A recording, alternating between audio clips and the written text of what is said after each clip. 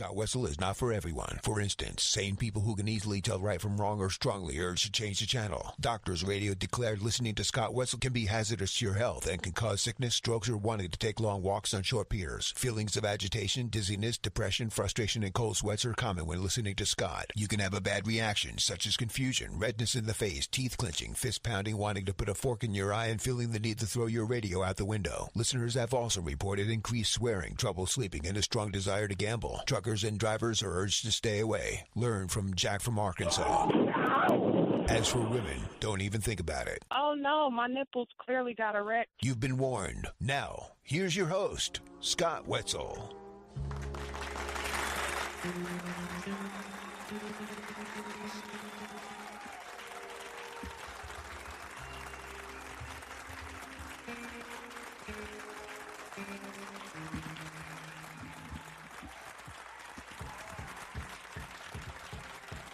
And welcome to the Scott Wetzel Show on a fabulous Football Friday. Not quite like the Football Fridays we'll have in September and October and then so, but there's still a Football Friday just the same. Little preseason action later on tonight with 3 more preseason football games. We have that. We have baseball. We got some college football notes, little tennis notes. Bad news for tennis fans here in the New York area especially. And a little bit of this, a little WNBA, a little bit of everything as we always do on a Scott Wetzel Show, Monday through Friday right here on FanStream Sports. A Football Friday, just the same, like we said. Yes, what are we going to talk about today, you ask, LLs, LWs? How about MLB recap on what happened yesterday? What's going to happen later on today, more importantly? Astros stink. Rafi's back in Boston. Yannick is out of New York. NFL trends for tonight's games and this weekend's games. Raiders to the rescue last night. What to make of Fernando Mendoza? Indiana Fever on the sports map, and our good buddy Mark Lawrence from PlaybookSports.com will join us in about an hour or so. We'll go over some NFL and college football notes with him. So busy hour. What's going on, LLs? LWs, how are you this Friday afternoon? Getting ready for a big weekend, I suppose. Kind of the last weekend, right, before the storm. Not great college football games next Saturday, but still college football just the same. What do we have, about 7-8 games, depending if you want to count the 1AA, if you will, games. So this is the last really weekend without football for the next, how many weeks, how many months, 5 months, whatever it ends up being. So kind of get your all the chores out of the way, whether it's the yard work, the house work, getting the kids back to college, preparing for the fall, back to school, with the grammar kids and high school kids as well. So this is the last chance to have your little barbecue and just kind of relax a little bit. So like I said, a lot to get to. Big day up in Beantown as it's Rafi Devers Day. Yes, San Francisco Giants, and more importantly, Rafi Devers returns to Boston, opens up a 3-game series, first time back since the trade last year.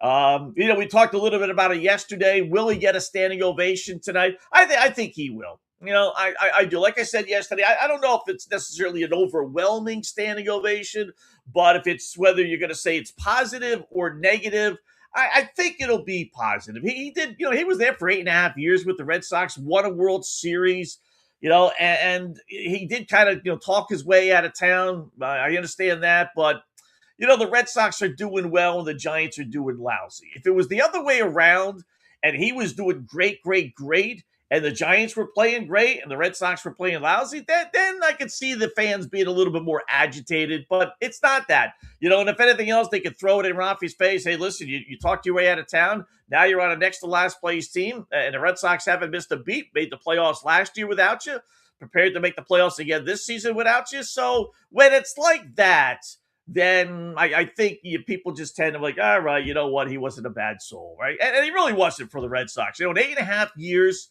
averaged 30 home runs, had, average around 90, 95 RBIs, had 100 or more, 3 times, right around a 270. He was never a great batting average guy.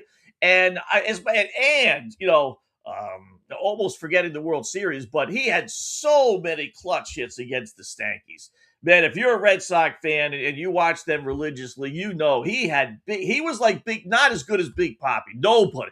That guy every single time up, he always had a clutch hit against the Stanks, right? But Rafi was right there, man. He picked up the torch when Big Poppy retired, for sure. Big kid after big kid against the Stanks.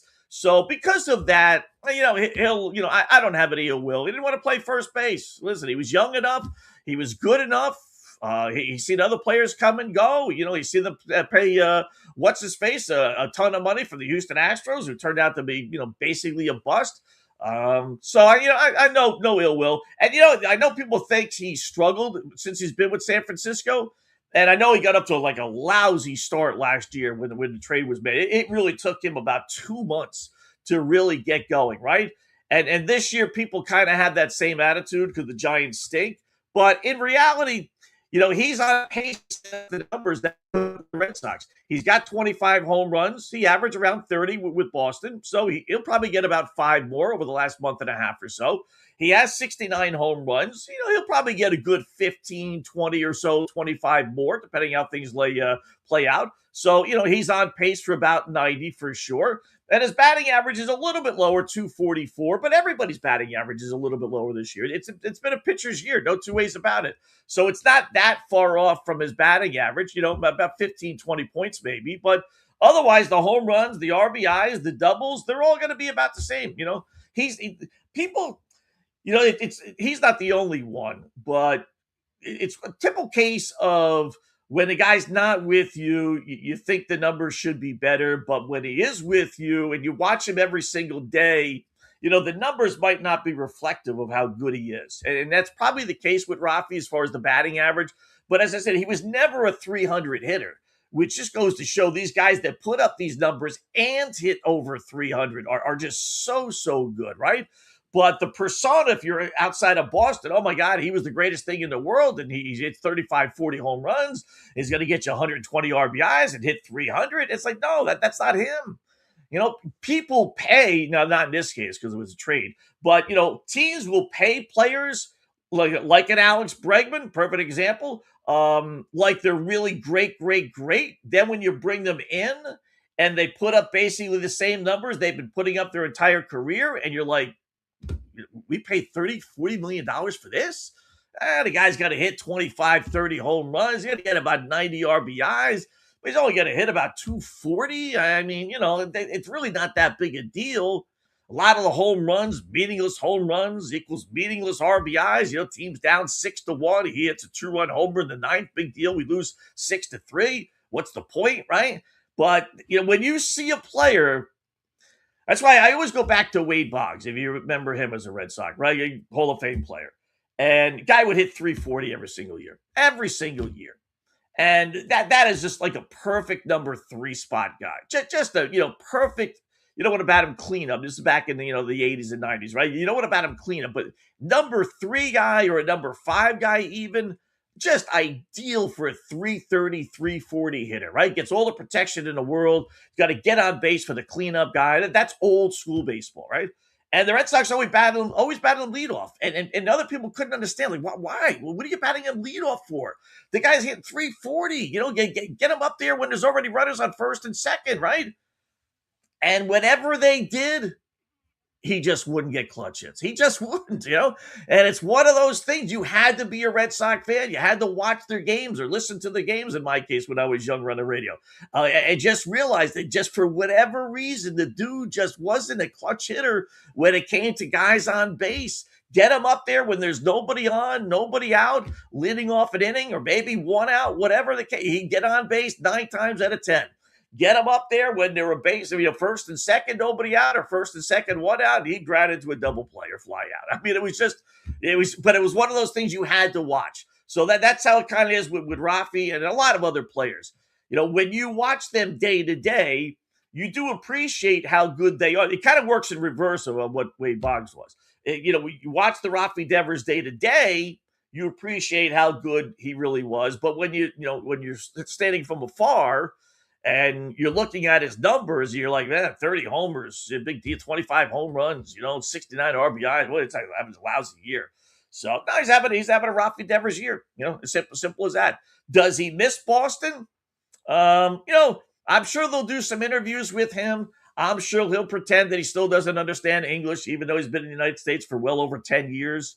I don't. He would never admit that, right? Since he talked his way out of town, basically. But I would think that he would.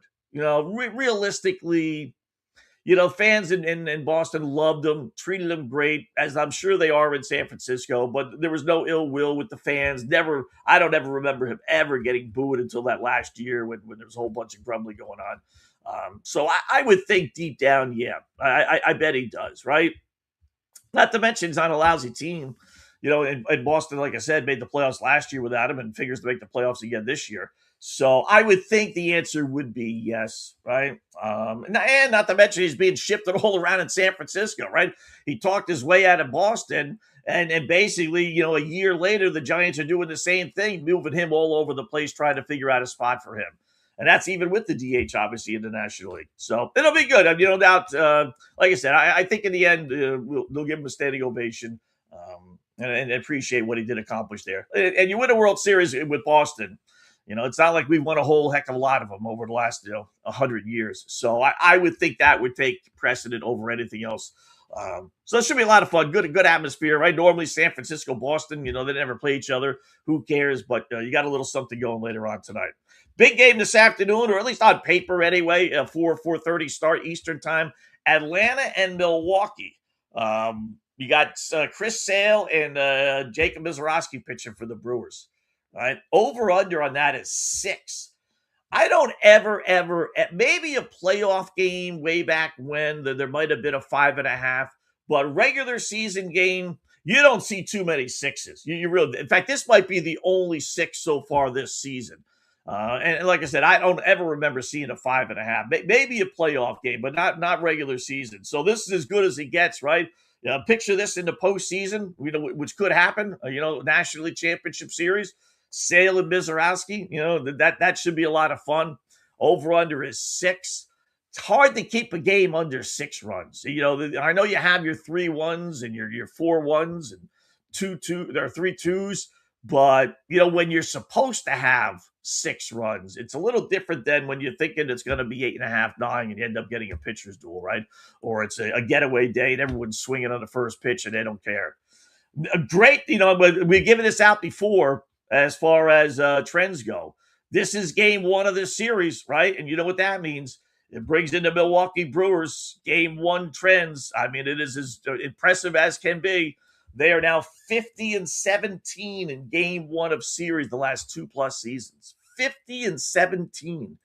So if you buy into that, you don't have to twist my arm very hard to bet on Mizorowski. So, but I kind of like then it's also hard to turn down $1.30 or so, $1.35 with Sale, right? How many times are you going to get that? So that should be 2-1 for somebody, but you know what's going to happen. Sale's going to throw 90 pitches in 5 innings. He's going to get yanked. Mizorowski's going to throw 96 pitches in 5 innings, 4 innings maybe. He's going to get yanked. And you're going to get 3 solid, maybe it's 2-1, 2-0 somebody, right? And then the bullpen's going to come in. It's going to implode, as a lot of bullpens do. And all of a sudden, you're going to end up with a 4-3, 5-3 final. And the game's going to go by the over 6. I tell you, if you really wanted to play a hunch on that, I would wait until the first inning, maybe see what happens first inning.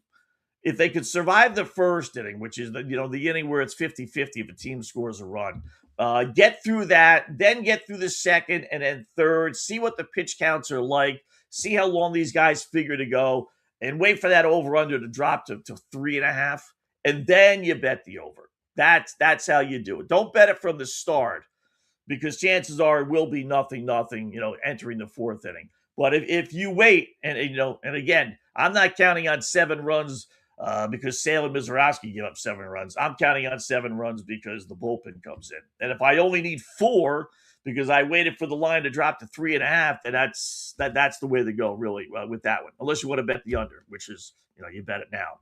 Got 2 series starting tonight that are key series for us. Actually, one started yesterday. Mets and White Sox, and then Pittsburgh and the Dodgers. We got the over White Sox second half team total. We got the Mets under second half team total. And then we got the Dodgers over second half team total. We don't have Pittsburgh's actually. So it's really the Mets and White Sox. And then, Atlanta and Milwaukee is the other one. as we had the Milwaukee over and Atlanta the under. So those are the two big series this weekend outside of, the Red Sox, obviously. Dodgers do play Pittsburgh later on tonight. Yamamoto's on the hill. The question is, you got to lay 1.5 runs, right? Because you can't lay, minus 250 or so, which is what it's bumped up to now. Because this Dodger team has so many one-run wins. It's amazing. So now the question is, do you lay a 1.5?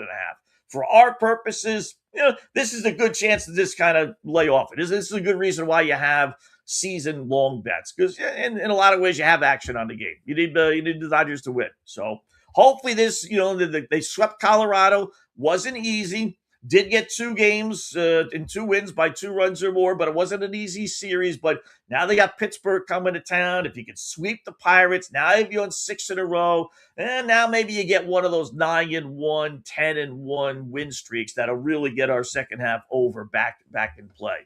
You got St. Louis taking out Philadelphia later on tonight. Our guy Joshua Baez, boy, you talk about a tale of 2 cities, right? You talk about your 15 minutes of fame. First 3 at-bats last weekend, dude hits a home run. 3 homers, right? I'm sure you heard about it. 3 homers in his first 3 at-bats. He's got superstardom written all over it, right? We joked about how he was supposedly only the 3rd best prospect in the St. Louis farm system. And we're thinking, man, if this guy is the 3rd best, who the hell are the 1st and 2nd best, right? But since that 3 home run performance, he's 1 for 22. I mean, how do you explain 3 homers in your first 3 at bats, and then 1 hit? Forget about a home run. 1 hit in your next 22. I mean, that's more than just, okay, I'm giddy next couple of days. I'm still thrilled about my 3 homers, still getting pats on the back. I mean, that's 7-8 games now. Because one game he only had 2 at-bats and a couple of walks thrown in there. So 1 for 20. So who's the real Joshua Baez, right? This guy's on the verge of being sent down to the minors. I mean, you talk about having just your life change. First of all, he's called up for the minors. He's thrilled. He's sitting on the top of the world for a day. And then, a week and a half later, maybe 2 weeks tops, maybe he's being sent back down to the minors. I mean, is this going to be it for him?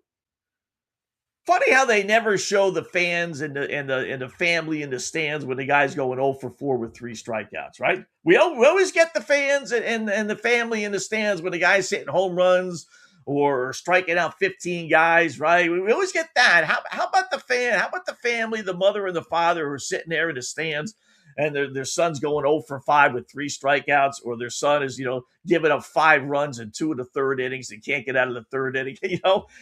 Where are the parents then? Do they not show up for those games? They only show up for the games when the kid does well. I'd like to see Baez's family now. That would be kind of interesting. So, all right, so we got some baseball on our plate. We'll continue to look at that. We got some winners later on. We'll give that out as well. Big news out of New York. Jannik Sinner withdraws from the U.S. Tennis Open, which begins next week. He's got a right knee injury. Hasn't played since he won Wimbledon, a month or so ago. I'm not going to doubt the injury, and I'd rather have him not play than withdraw in the middle of the tournament. At least I'm not going to put some shekels on him and then have him win, 1, 2, whatever, 3 matches and then withdraw because he's sore, or, whatever. So although it's disappointing that he's not in, I'd rather have him do this now than, like I said, 3 matches later. The other thing is, I just wonder, it took a lot of heat for the steroid stuff after he won Wimbledon. I don't know if he'll ever live that down. Did that play a role in this? I mean, he missed 2 tournaments, one in Canada, one in Cincinnati, leading up to this U.S. Open. So it's not like all of a sudden, he's not playing. But, you just wonder if he just says, it's not worth it. Let this, let another season go by, last major on the tennis tour, and let another year go by, and then maybe start up again next year. You got Alcaraz back, fortunately, for New York fans. Boy, if you didn't have Sinner and Alcaraz, then the Joker would be back in play, right? But he had that at the French Open, in essence, after Sinner lost early and Alcaraz didn't play, and he couldn't win that. maybe Zverev would actually win one of these things. But that's a big U.S. Open here in New York for those that follow tennis that closely. It's like the Belmont in horse racing. Whereas, are there really horse racing and tennis fans, die hard? You're going to get articles every single day in the newspaper? Nah, not. It's an afterthought. It really is both sports. But when they play the U.S. Open, man, they pack that Flushing Queens facility, and I've been there many times, covered it way back when, my younger years. People do love it. They don't sell out because there's always standing room only tickets that you can just walk around the facility. But, the main matches do sell out. They only sell a certain amount of tickets to the main matches. Those sell out, basically from the start of the 2-week tournament and on. They do enjoy it. It's a good show. It's great. It's a great ticket. It really is. For all the, whether it's horse racing, whether it's golf, golf's not bad either. Golf and tennis are probably your best tickets. But, try and get into a Super Bowl, forget about it, right? Try and get into a World Series game, forget about it. NBA Finals game, Stanley Cup Finals game, forget about it, right? And if you're going to get in, you're going to pay through the roof, and chances are you're sitting 5,000 miles away, upper deck, and you can't see squat, right? It's almost literally worthless. You only go there because you say you want to be there, right? But in tennis and golf, those are the two sports. You get good seats. You get on the course early enough in golf, you can walk around with Tiger Woods or Mickelson or, Scotty Scheffler, our age now, and you can see them play. You got a little bit of a gallery, but you can do it, and you can watch all those other golfers without too many issues. And same thing with tennis. You go to the U.S. Open, they have, I don't know how many courts, 15 courts, I imagine, 10, 15, maybe 20. And while, yes, the bigger names play on the main course, you get a lot of times where the bigger names, play in the smaller courses because they're playing, first, second round. They're playing a bunch of nobodies. And they all have stands there, and you could just sit there, front row. No one bothers you, and see the best players in the world, right? I mean, you might not get a Sinner match, but, you'll get a Zverev match. You'll get some of the others, Taylor Fritz matches, some of the best women and men players. So it really is actually a halfway decent ticket, but no Sinner. So when we do, I'm glad we held off on our round robin championship parlay because we would have obviously put him in there. So we got to do that. We may do that on Monday. I don't know if we'll do it today or not, but maybe on Monday since we got the Mark Lawrence coming up today. But on Monday we'll put that in. That's the start of the U.S. Open, so why not? So we'll put the U.S. Open in there. We'll put WNBA we'll put in there, and then we'll find one more that won't take forever. Maybe we'll throw football in there. Who knows? But so anyway, Sinner out at the U.S. Open. Got 3 preseason football games. We had 2 last night. The Raiders end up rallying. They score a touchdown on the next to last play of the game, and they win 22-20. That salvaged our night. We were looking at an 0-for-3, but off the bench, O'Connell comes, and the Raiders get the football at their own roughly 5-yard line with 2 minutes or so left. And I'll be damned if down the field he didn't go and led the Raiders to the game-winning touchdown. Now talk about bad beats, right? Now when we gave it out, the Raiders were getting 1.5 points. That flipped big time. As soon as naturally we gave it out, people must have heard, Vegas must have heard. They flipped the line, and they made the Raiders the favorites. I saw it up to 2. Maybe it was pick them, and I'm sure it did the little -1, 1.5 maybe, but it did settle in at 2, and that's where the Raiders ended up winning 22-20, thanks to their kicker, who missed not 1 but 2 extra points. Including the last one when there was just zero pressure. They scored literally with 10 seconds left in the game. Ball game over, right? There's no pressure on you. It's not like it's a tie game and you got to kick the extra point to grab the lead. It's 22-20. Just go out there and kick the freaking extra point. You missed an extra point 5 minutes ago, when they scored their second touchdown. And he misses the extra point. And they win by 2, not 3. Now again, we put it in when they were underdogs, so it didn't bother. But I knew I saw that line later in the day. I like to go back and just double check the lines and stuff, right? And that sucker went to Raiders -2. And if you're holding on to this ticket, listen, you had no business really even getting the push. You can look at it that way, right? They were down 20-3. I turned the TV set off. I said, this team sucks. I can't believe I bet on this dopey Raiders team. I was ready to write off the Raiders. In fact, I probably will. But there are certain losses that you suffer that you just say, that's it. I'm done with them. I'm not going to bet them ever again. I don't care if they win, in case of baseball, 60 straight games. I'm not betting them. Not betting them because when I watched them, they looked like garbage, right? So that was going to be the case last night with the Raiders. I was all set to say the Raiders stink, and they do. I'm not betting them ever again. They're awful, blah, blah, blah, blah, blah, right? 20-3, playing like garbage. And then they end up coming back and they win at 22-20. So they're back on the good side. And that helped us because that was our early win. We were looking at 0-3 last night. So fortunately, we didn't get that. Fernando Mendoza throws a pick-6. His first touchdown pass goes to the wrong team. I don't know what to make of this dude. Did you see, have you seen interviews with him? I have before, all with the Raiders, none necessarily when he was in college. He just comes across like a weirdo. Just it would be hard for me to sit down and if he's really like this, it would be hard for me if I'm an evaluator and I'm thinking about drafting him number 1. To sit there and say, well, that's the guy we want as the face of the franchise. He just comes across weird.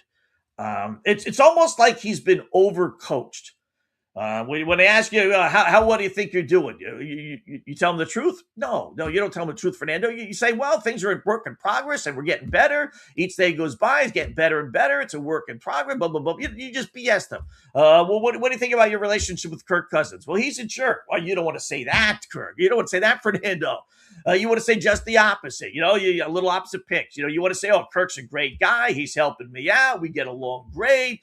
He's got all the cliche answers all down pat, and it's almost like he's answering them on steroids. Picture the classic, I know what you're asking me. I know what you want to hear. I'm not going to give it to you. I'm going to give you the woke answer, right? And then add steroids to that. That's what he's like. He's giving you the woke, know nothing answer. But he's going over the top. It's so goofy. And the Bozos last night, right?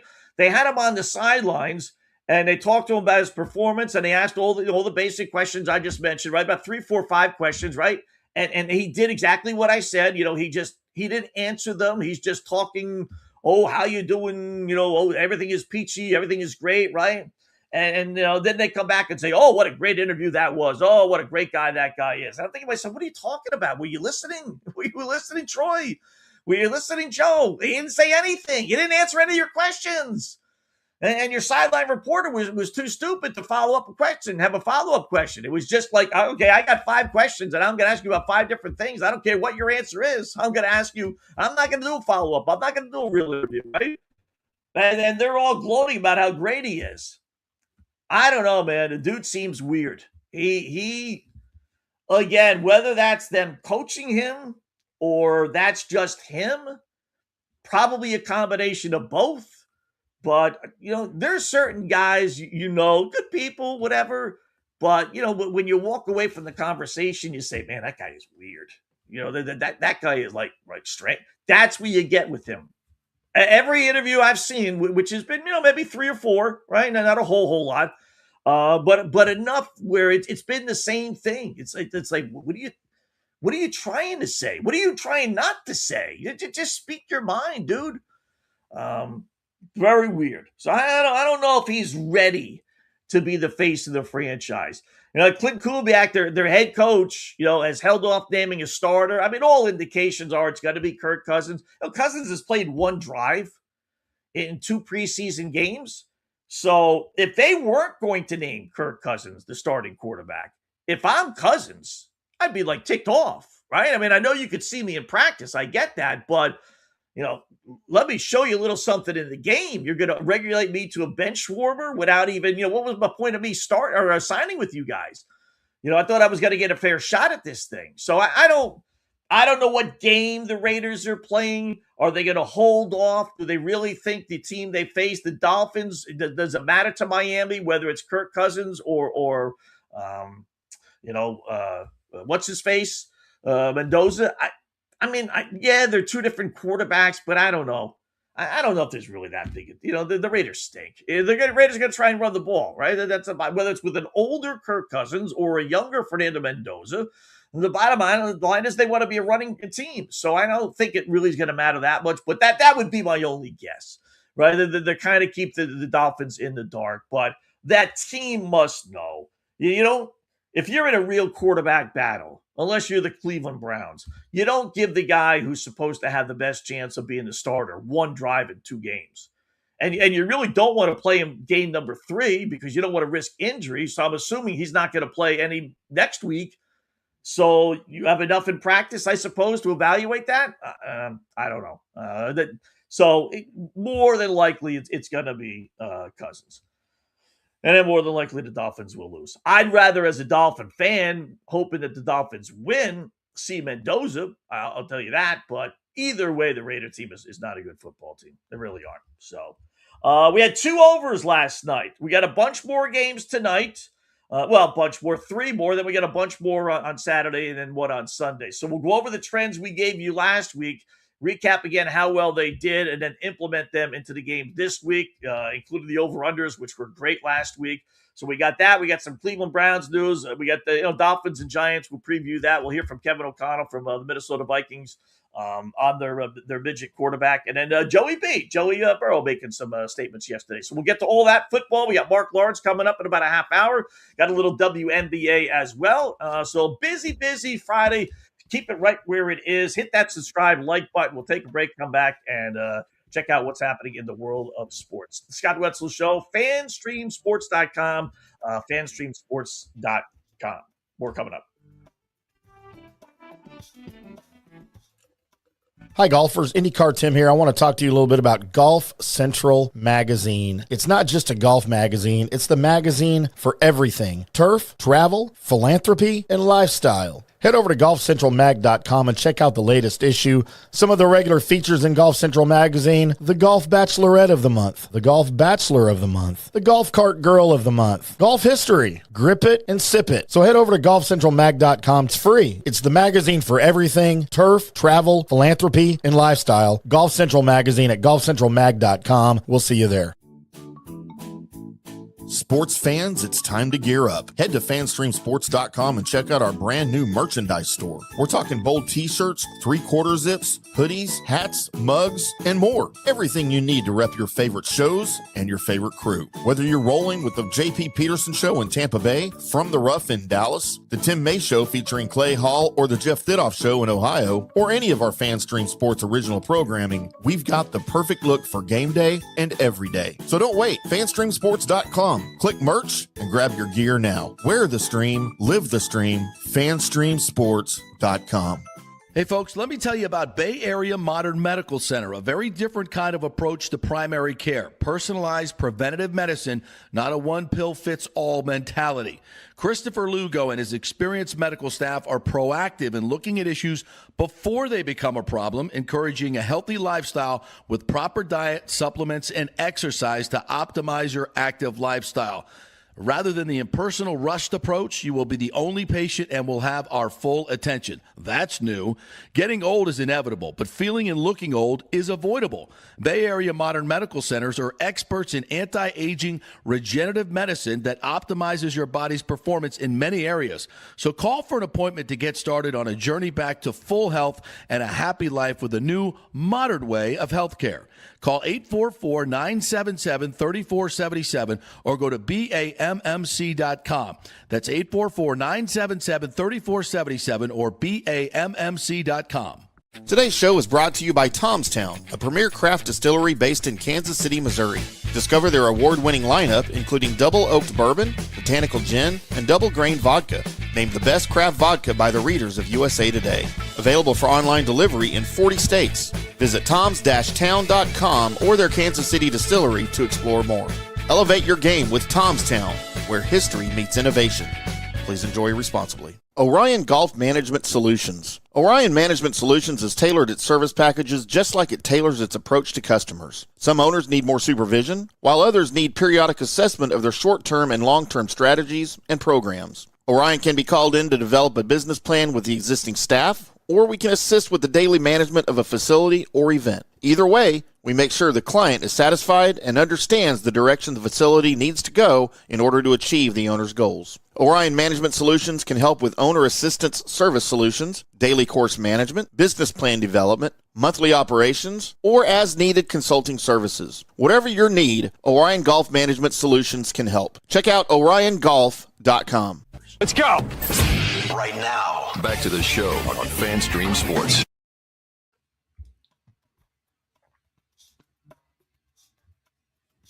And welcome back. It is the Scott Wetzel Show right here on FanStream Sports on a Friday afternoon. What do we got? 36 past that hour number one, 2 hours. Again, Mark Lawrence coming up top of the hour. Do some NFL and some college football stuff with him.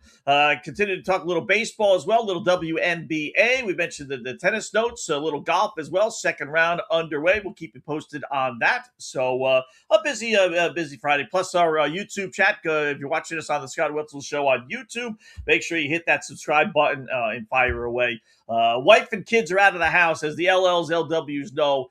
They were in the house to start the show, but I kicked them out. I can't, I can't have them here in my studio. I'll call it. I have to clear out the house. The dog gets kicked out. The cat gets kicked out. Everybody gets kicked out. Otherwise, it's just not a comfortable setting. So I'm more comfortable now for sure. Speaking of comfortable settings, the Cleveland Browns this weekend back in action, right? They play tomorrow. They host the Buffalo Bills, and they practice this week against Buffalo. We all know the Bills, one of the better teams in the AFC, the NFL. So it's kind of a linchpin mark for Todd Monken and the Cleveland Browns, how well they could do.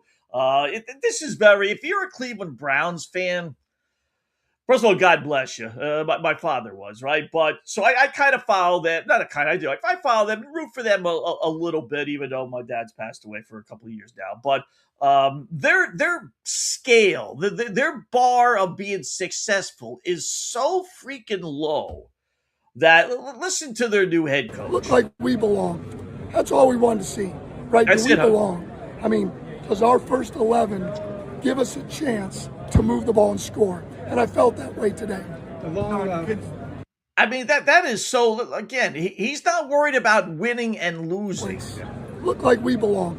That's all we wanted to see, right? Do we belong? I mean, does our first 11 give us a chance to move the ball and score? And I felt that way today. That is so bad. He's acted like he's a college coach. And his college team is going up against the big and mighty NFL club. You're in the AFC North. You're an NFL team. It really wasn't that long ago when Baker Mayfield took him to the playoffs before you ran Baker out of town. I mean, you have Jim Brown as your history. You won championships. You got Vinny Testaverde. You challenged for championships. I know it's been a long, long time. I get that. And I know they've fallen so far down the pecking order, with all the nonsense with Deshaun Watson, the winless seasons before him. I get all that. I've lived it. I understand it. But to think that all you're worried about is showing that you can compete? Really? And that's your first unit, and that was with Deshaun Watson. So what does that tell you about Shedeur Sanders, who starts tonight with the second unit? Oh, by the way, so it's just not a good look when you say you're amazed and impressed with your club because you were able to compete. I mean, first of all, it's the Buffalo Bills. Right? I mean, if there was a veteran team that could the rats behind about, the preseason, it would be Buffalo, albeit they have a new head coach. But still, they're not going balls out in a preseason, in a practice, no less. It's not even a game. He's worried about being, getting, the toe-to-toe with the team at practice. Oh, the Browns are going to be bad. They're going to be bad. I have a funny feeling. If you bet against all these first-year head coaches this season, you're going to make some money. Not first-year guys who have been head coaches before, so not the John Harbaughs of the world, but the Clint Kubiaks, the Todd Munkins of the world, the Jeff Hafleys of the Miami Dolphins of the world. Because I think all these guys, now, not in the case of Munkin, but the other two, these guys are so young and so inexperienced, they don't know what's going to hit them. And I think the teams are going to be the same exact way. Way. I do like Hafley, though. The more and more I listen to him, I really wish I would have been so more encouraged about this Dolphins season if they just said we're starting Quinn Ewers. Yeah, he sucks though, Scott. Why would you want him? Because I know he sucks. Because then I know they're just trying to lose, get rid of all the dead cap money that they are getting rid of, finish with 1-2 wins, and just get the number 1, number 2, maybe the number 3 overall pick, and then start fresh next season. As much as I'm not a Willis fan, he might be good enough to get them 4 or 5 wins. I mean, I honestly don't see it, but maybe Malik will be so good that he'll get us 4 or 5 wins, but that'll put us in the number 5, 6, 7 slot. I don't want to draft 5, 6, 7. If I know it's going to be a lost year, I want it to be a lost year. I'm a big believer. If I'm going to do something, do it right. And doing it right for the Dolphins this year is winning 1, maybe 2 games and getting a top 2 pick. I don't even want to get 3rd. I really don't. So, but I do like him. I think in the long run, the Dolphins are better with Hafley being their head coach. Tough. Like anybody who's been around me and watched us play, I want to toe the line, and I want to play physical, and I want to be tough. But fighting's not tough. And I told him, if you're frustrated with a guy and you get pushed or shoved, tell him I'll see you next play. And then go play the next play and do it again. That's tough. That's mentally tough, right? Because in a game, what's going to happen when you get frustrated? You're going to get thrown out of a game. If you throw a punch, you're gone. Especially now with the new rules, they're going to be able to see it. I mean, it's not part of the game. So I'll be really disappointed. If a guy throws a punch, he's out. We haven't had that happen in our practice much. And the other thing is, I told him, I think there's a brotherhood in the NFL that you got to respect that all these guys right now, these 180 players, they're all trying to earn a job. And there should be a mutual respect about the guys in this league on how hard they're working to get a job. You're being evaluated by both staffs today, right? And you want to try to fight and hurt a guy on the other team? I mean, that's just, I've seen it. I get it gets chippy. It's going to be hot out there. But if you want to find out who's really tough, find the guy who walks back to the huddle, lines up, and goes at it next play. I will be really, really disappointed. Could it happen? Sure. I will be very, very disappointed, and it will be addressed immediately if it happens. All right. Listen, that's what I want to hear, right? I want the guy that says, the toughness is walking away. The toughness isn't fighting the battle. You're not going to get hurt. You're throwing punches. You're hitting people in the helmet. You're hitting shoulder pads. You're not hurting anybody. You have a better chance of getting hurt yourself throwing a punch than you do hurting the opposing player because of the helmet and the face mask and everything else, right? The only issue I would have with Jeff Hafley right now is how young he is, and he's not at that point now. He's first-year head coach, so I don't necessarily expect this, but, you could get it still. Whereas I don't think the real leader, the real boss, the real disciplinarian even has to say that stuff. And he said it a couple of times. And keep in mind that came from yesterday, on a day in which the Giants and Dolphins had about 15,000 fights. That's why it was brought up, So he's sitting there saying, I told these guys, no, don't fight. You get fight. If you fight, you're going to get kicked out of practice. What's going to happen? I want to see how well you would do in a game in a similar situation, right? So this is coming after the Dolphins and Giants had literally about 15 minutes of brawls yesterday. So if the head coach has this attitude, then how come the players are still fighting? And what that tells me, Dolphin fans, is, the team hasn't necessarily bought into him just yet. They don't respect him.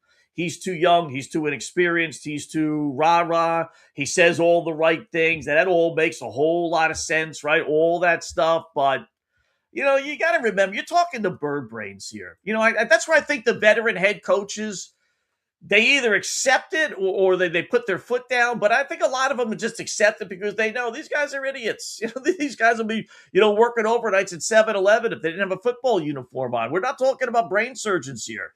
So they're juiced up beyond belief. that camaraderie, rah, feel good for the other guy. You're all on the same side type of thing.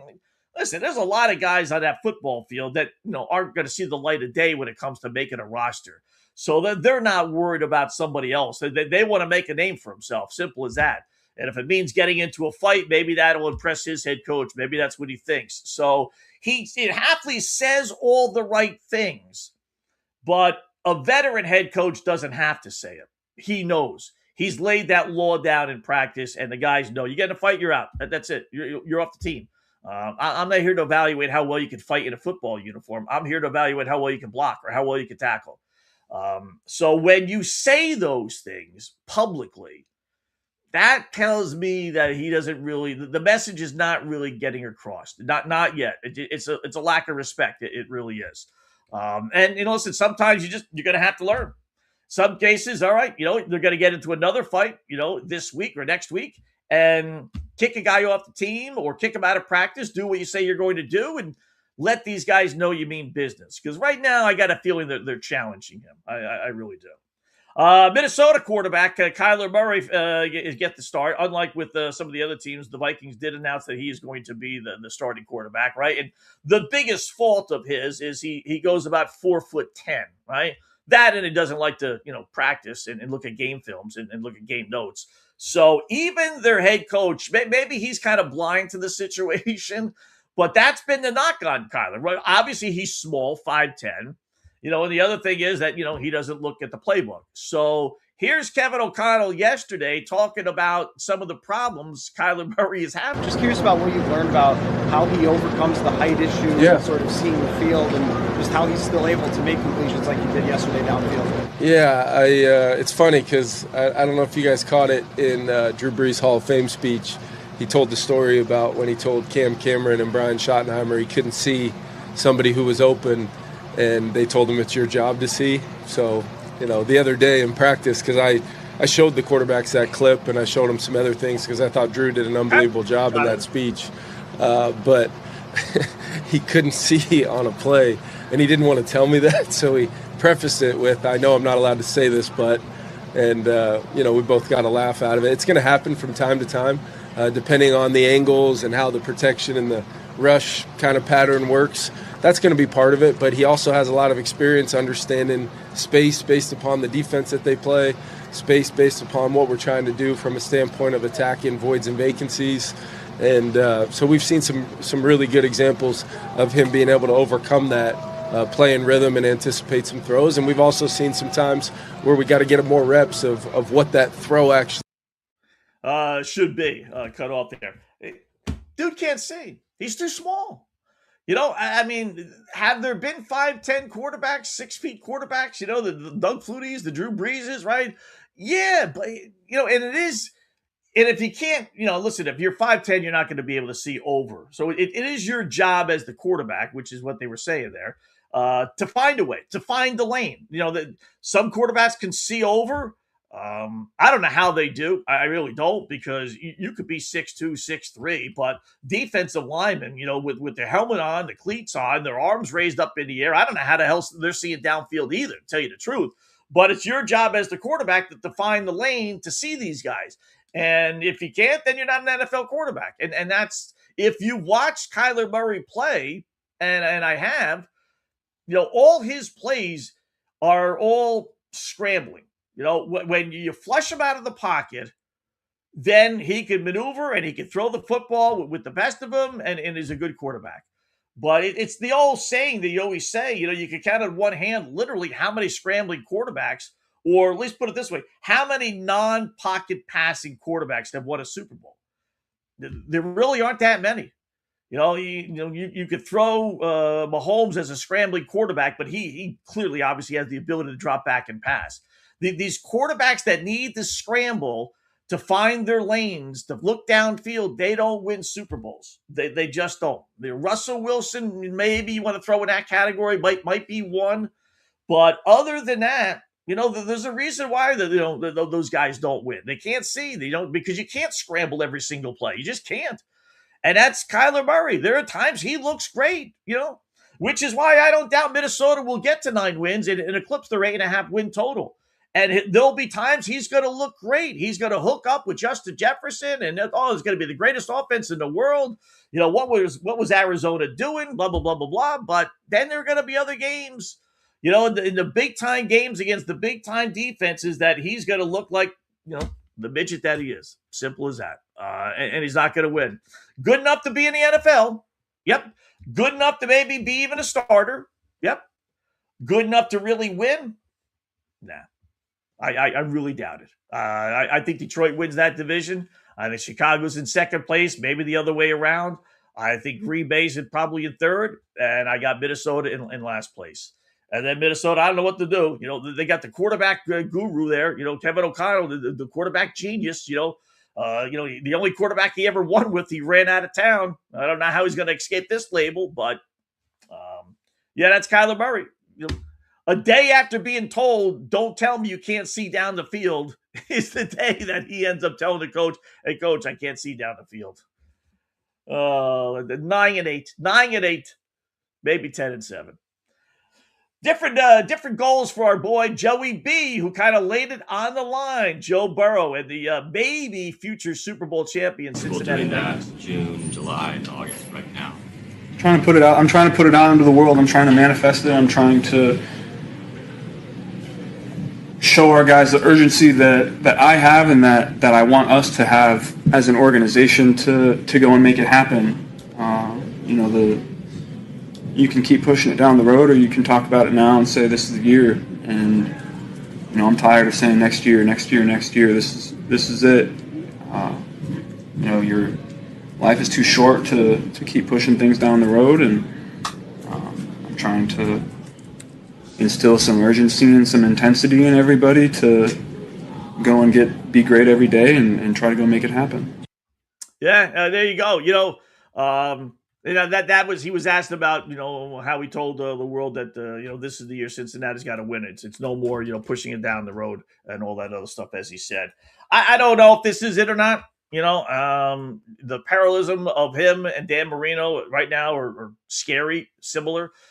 High draft choices, first number 1 overall for Burrow, and the Dolphins got him 22, 23, something like that. Both go to the Super Bowl their second year. Both think, okay, both have great wide receivers.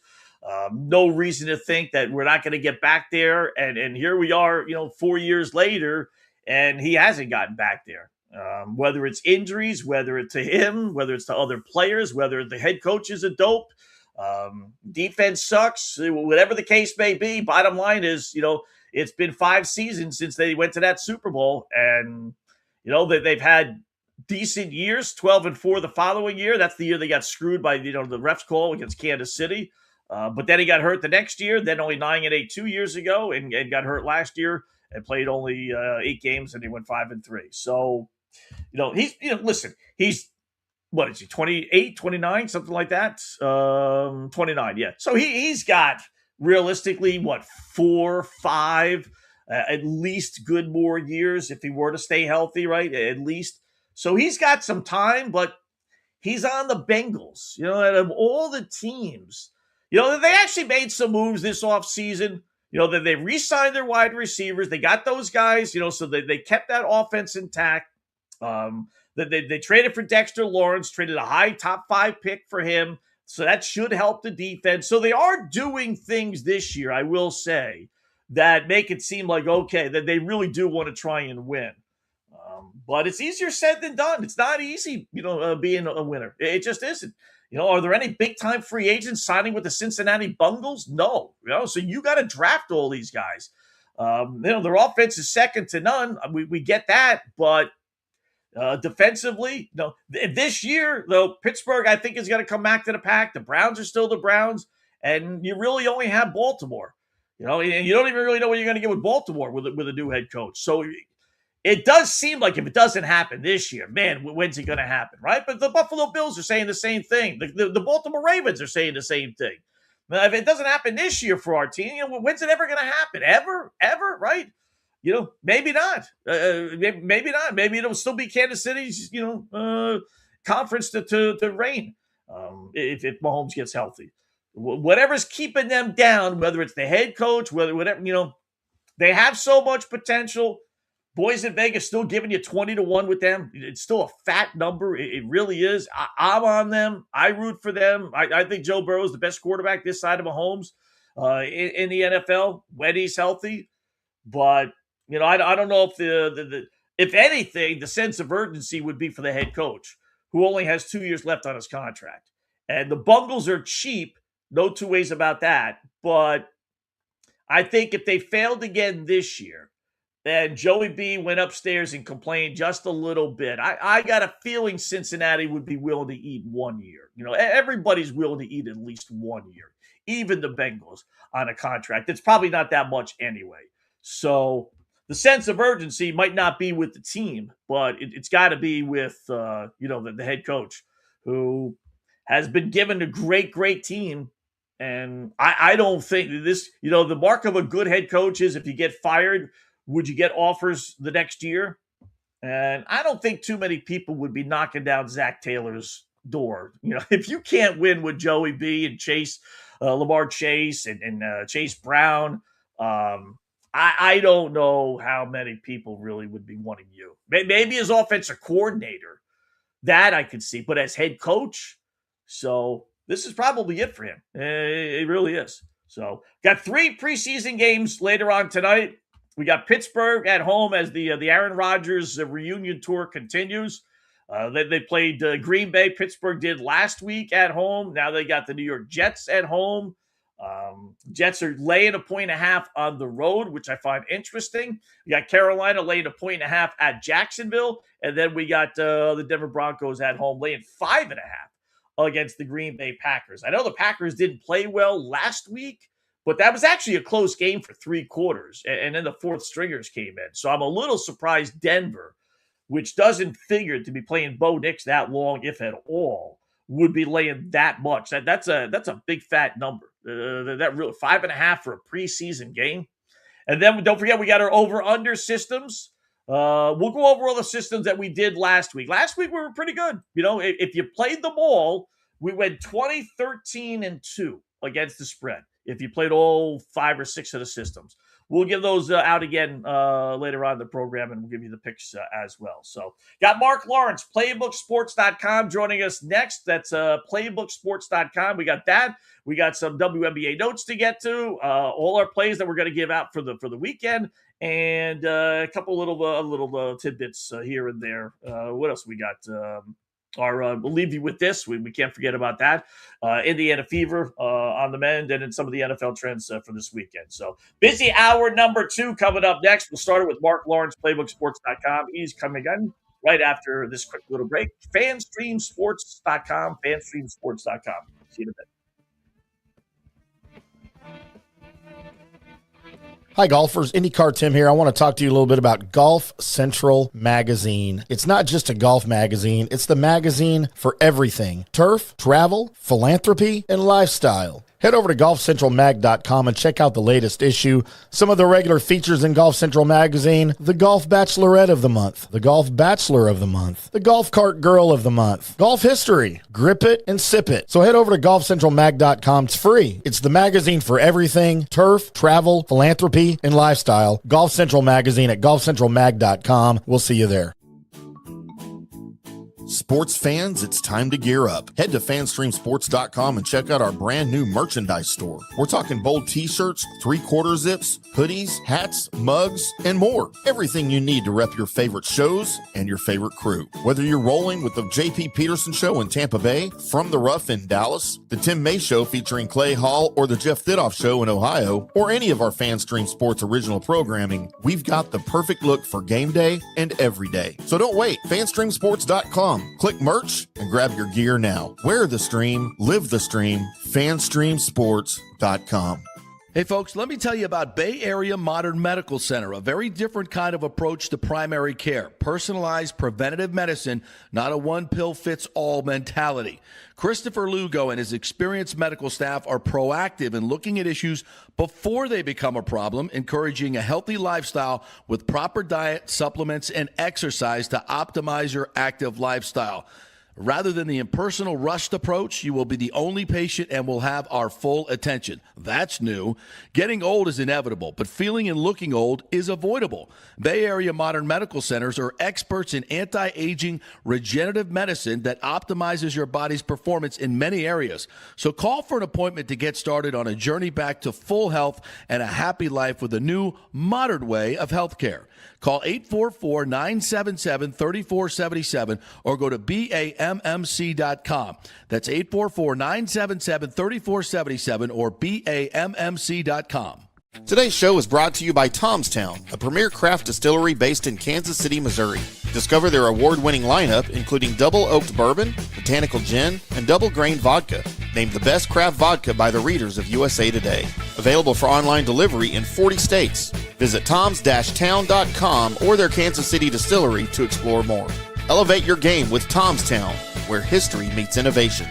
Please enjoy responsibly. Orion Golf Management Solutions. Orion Management Solutions has tailored its service packages just like it tailors its approach to customers. Some owners need more supervision, while others need periodic assessment of their short-term and long-term strategies and programs. Orion can be called in to develop a business plan with the existing staff, or we can assist with the daily management of a facility or event. Either way, we make sure the client is satisfied and understands the direction the facility needs to go in order to achieve the owner's goals. Orion Management Solutions can help with owner assistance service solutions, daily course management, business plan development, monthly operations, or as-needed consulting services. Whatever your need, Orion Golf Management Solutions can help. Check out oriongolf.com. Let's go. Right now, back to the show on FanStream Sports.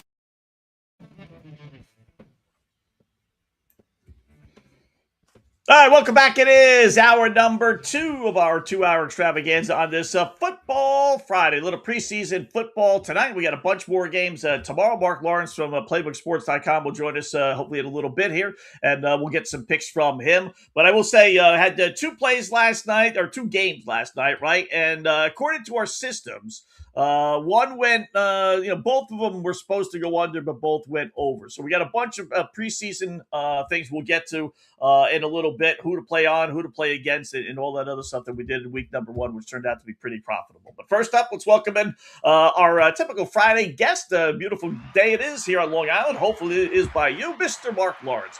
PlaybookSports.com. What's going on, Mark? How are you this Friday? Well, Scott, I would say if 96 degrees and 90% humidity is a good place to be, it is nice, but I'm inside in the air conditioning. There you go. It's always nice when it's inside, no matter what it is outside, right? Exactly. So, yeah. And we had some tornadoes in my county, not near us, but not really that far away on Long Island last night. So it was bad. It's been bad the last couple of days. Yeah. So got some preseason games. I know you're not huge on watching some of this stuff. I think you said that last week. I get that. Well, let me touch with the Raiders quarterback situation, Mark. I mean, I can't imagine that Kirk Cousins is not starting. He's only played 1 series in 2 preseason games. So I don't know how they could say it's not you when you don't give him a chance. But then I'm trying to figure out what's the rule or what's the goal of not telling the world. Are you keeping the Dolphins, who they play in week 1, that much in suspense in the dark? Does that really matter? What do you make of the Raiders QB situation? Well, I don't think there's much need to keep the Dolphins in the dark. Yeah, right. They may be the worst team in the National Football League this year.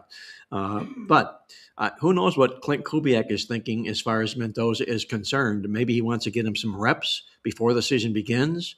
I don't know. That's sort of what training camp is all about. Just a little bit surprised, no Kirk Cousins, but he knows what he's got in Cousins. He knows what he can do, what he can't do. And I think everybody would be stunned if it's not Kirk Cousins to open the football season. Yeah, I think most people making any kind of season wagers with the Raiders have to assume that Cousins is going to be the guy. So sure. How about your Cleveland Browns quarterback situation? I have my own with my Miami Dolphins. You have yours with the Cleveland Browns. Shedeur Sanders is going to get the start tomorrow, but I guess he's going, Mark, with all the second stringers. Whereas Deshaun Watson last week got to start the game with all the first stringers. So, I mean, is Shedeur getting a fair shot at this? Well, that should be nothing new to Shedeur Sanders, because when he played a lot last year, he played a lot of scrap time with backups. And if he starts tomorrow's game with backups, it'll be nothing new. I think there's a battle going on there, and I don't think Jeff Monken right now, as we speak, knows who's going to be the starting quarterback. or if he does, he's not ready to divulge it. Personally, I think that the owner will put the arm on Monken and say, let's see what we've got left in our investment here. Let's open up with Watson, see what he's got. Does he have anything? If not, we know what Shedeur Sanders can do. So it might not be a popular choice because he is not popular in Cleveland at all as Deshaun Watson. Even though he moved there and he's lived there for the past 2 years, and he does a lot of social function things, but the fans in the stadium simply do not like the man because he badmouths the fans, probably mostly of all. But I think it'll be Watson to start the season and Sanders at some point in relief to come in. Yeah, that's such a we've talked about. It's such a weird situation. It's like why wouldn't you want to listen? Your first year head coach, you have room to spare, and why not put Sanders in? And if he fails, he fails. Then you just move on from next year. I don't quite get the Deshaun Watson fascination after all these years and all the money they've wasted. Why give him a chance to breathe new life into that? I don't get that. So. Looking at your coffee club this week, one of the daily things that Mark sends out on his website, playbooksports.com. And I like this team, but I was going over some of the prop numbers, Mark, with the Denver Broncos. And, man, all their players, whether it's the quarterback Bo Nix or the wide receivers, they all have numbers really lower than what they've been averaging. And I'm like, what do they know about this Denver Broncos team that we don't? Because, man, I would think they'd be coming into the season with a huge chip on their shoulder, step from going to the Super Bowl. But you pointed out in the playbook that history says that the Broncos are due for regression. Are they not?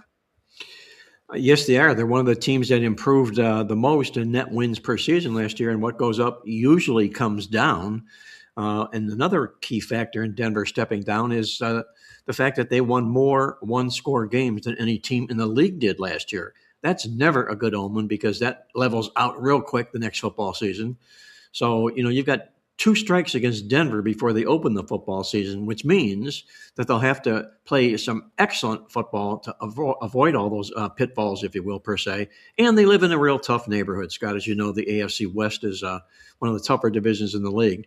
It's all going to be on Bo Nix. If he can perform as well as Sean Payton feels he can, they'll probably be in the playoffs. If they don't and they disappoint, we'll know why. Mm-hmm. Speaking of Denver, they play Green Bay later on tonight. Big number, 5.5. I know it was 6.5 at one point, which is an unusually big number for a preseason game, Mark. And we got that one. We got Carolina laying 1.5 at Jacksonville, and we got the Jets laying 1.5 at Pittsburgh. You like any of the games tonight?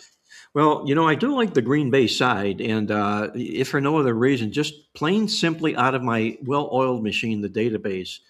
If you look at teams since 2000 in this newest century we're in here, in week 2, any team that's off a loss, the opponent's off a win, just that simple. Those teams that are off the loss are 104 and 79 against the spread. Wow. That's a pretty nice off-the-cuff number, if you will. That supports the Green Bay Packers here in this football game. I like them. I think they're one of the better plays on the board this week. Yeah, and that was a misleading final too against Pittsburgh. They ended up losing 28-9, yes. Right? But it was a one-score game in the fourth quarter, so that was a little wacky. So, right. How about on Saturday? Got a full slate of Saturday games. Give me one or two that jumps off the board for you. Well, throw some at me, Scott, because I'm not sitting here. Okay, I'm sitting here without my schedule in front of me, so I'm sorry about that. Oh, that's right. That's all right. I'll give you another one that's got a big number. Kansas City at Tampa Bay. Tampa Bay's laying 5.5. They lost last week. Tampa Bay did win, so that falls into your win versus loss category, I guess, right? Well, there's it's pretty neat. The preseason football newsletter has a lot of really good stats in it, and one of the really good stats is against Kansas City here, and this is incredible. In fact, we call it our incredible stat of the preseason, and here's what it is, Scott. The Kansas City Chiefs are 9-31 to the spread in the preseason when coming off a loss against an opponent off a win, including 1-23 straight up and 3-21 against the spread as a dog or favorite of less than 2 points. That's the Kansas City Chiefs in the role that they're going to dress up this week. That tells me I'm not going to touch the game with a 10-foot pole.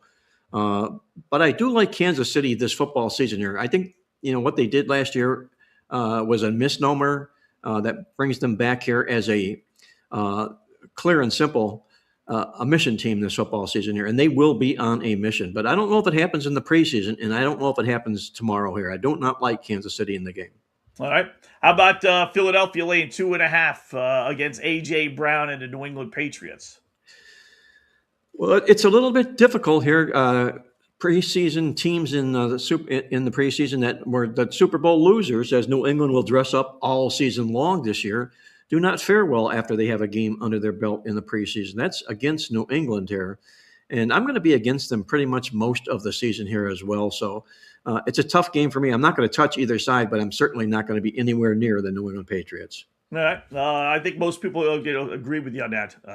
It'll be interesting to see some of the lines this year for their games and really see and see how A.J. Brown kind of mixes in with them and everything else. I know in the coffee club, college football wise, you had a bunch of guys that are on the hot seat.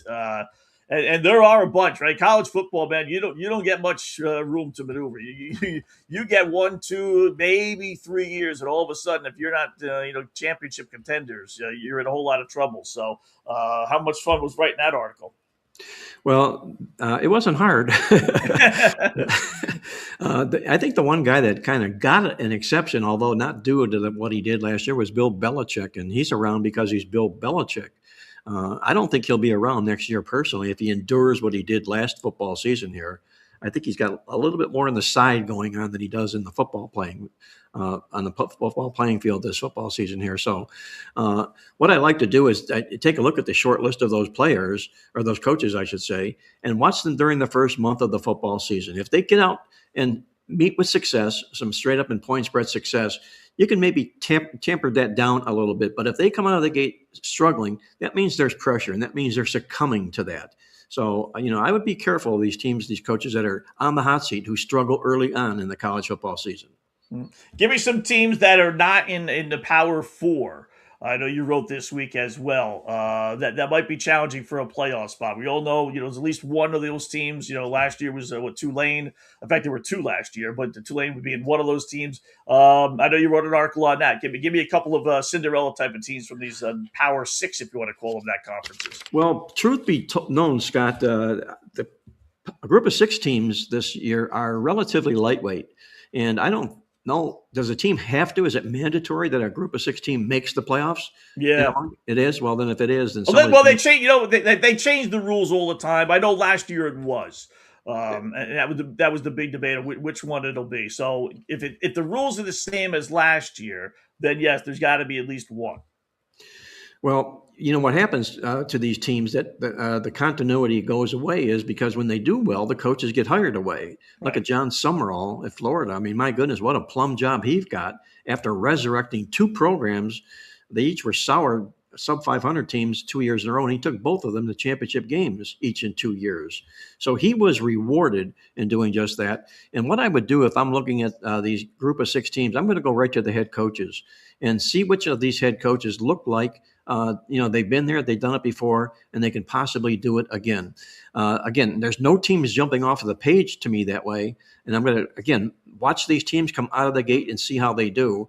But, you've got some pretty good head coaches that are there in division, or I shouldn't say division, group of 6 programs here that are salivating to become big-time head coaches. So I would scour that list up and down. And I don't want to go on record because I don't feel there's a team worth going on record with, if that makes any sense. Yeah. Okay.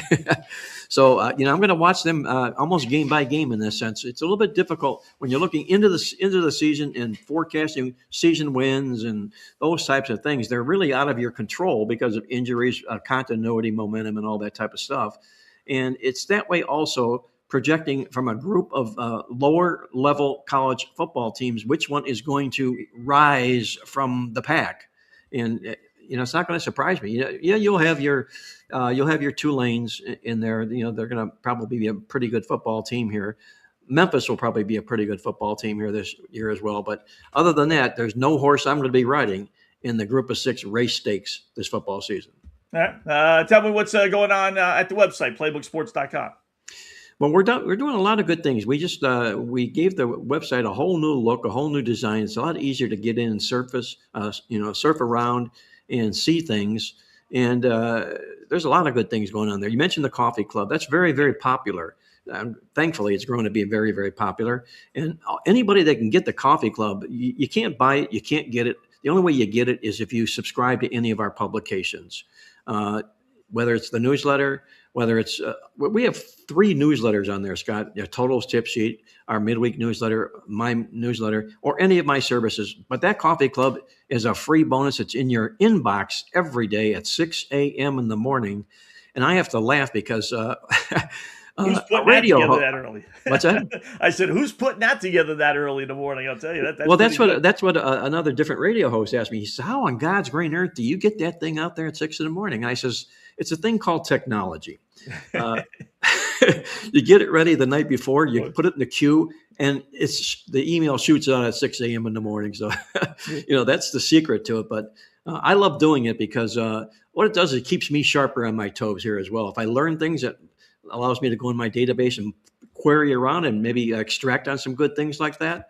So I love, I just, even after I write it, Scott, the next day I'm reading it as if I read it for the first time. So It's really, really good reading. And sometimes the bottom line here is, Scott, if it finds one winner for you that you didn't have, it's one more winner on your ticket that week. Absolutely. It's got a lot of tidbits in there, a lot of trends, storylines, everything else. And don't forget, you get Mark's playbook. You get one of that at Playbook Sports. There you go. PlaybookSports.com as well. Mark, great job as always, man. Enjoy the weekend, and we'll talk again next Friday. Hey, enjoy the game, Scott. Be well, and I'll catch up with you Friday. Thank you. All right, man. There you go. Mark Lawrence, PlaybookSports.com. Great website. Got all the picks, got all the plays, and then he's got his preview of the college football and college or NFL preview. So I know with Mark. Mark's more into games more than he is like season props and that sort of thing. So once we get a little bit more games to talk about, then we'll delve into quite more. So it's not just I don't want to say fluff, but it's not just it's more,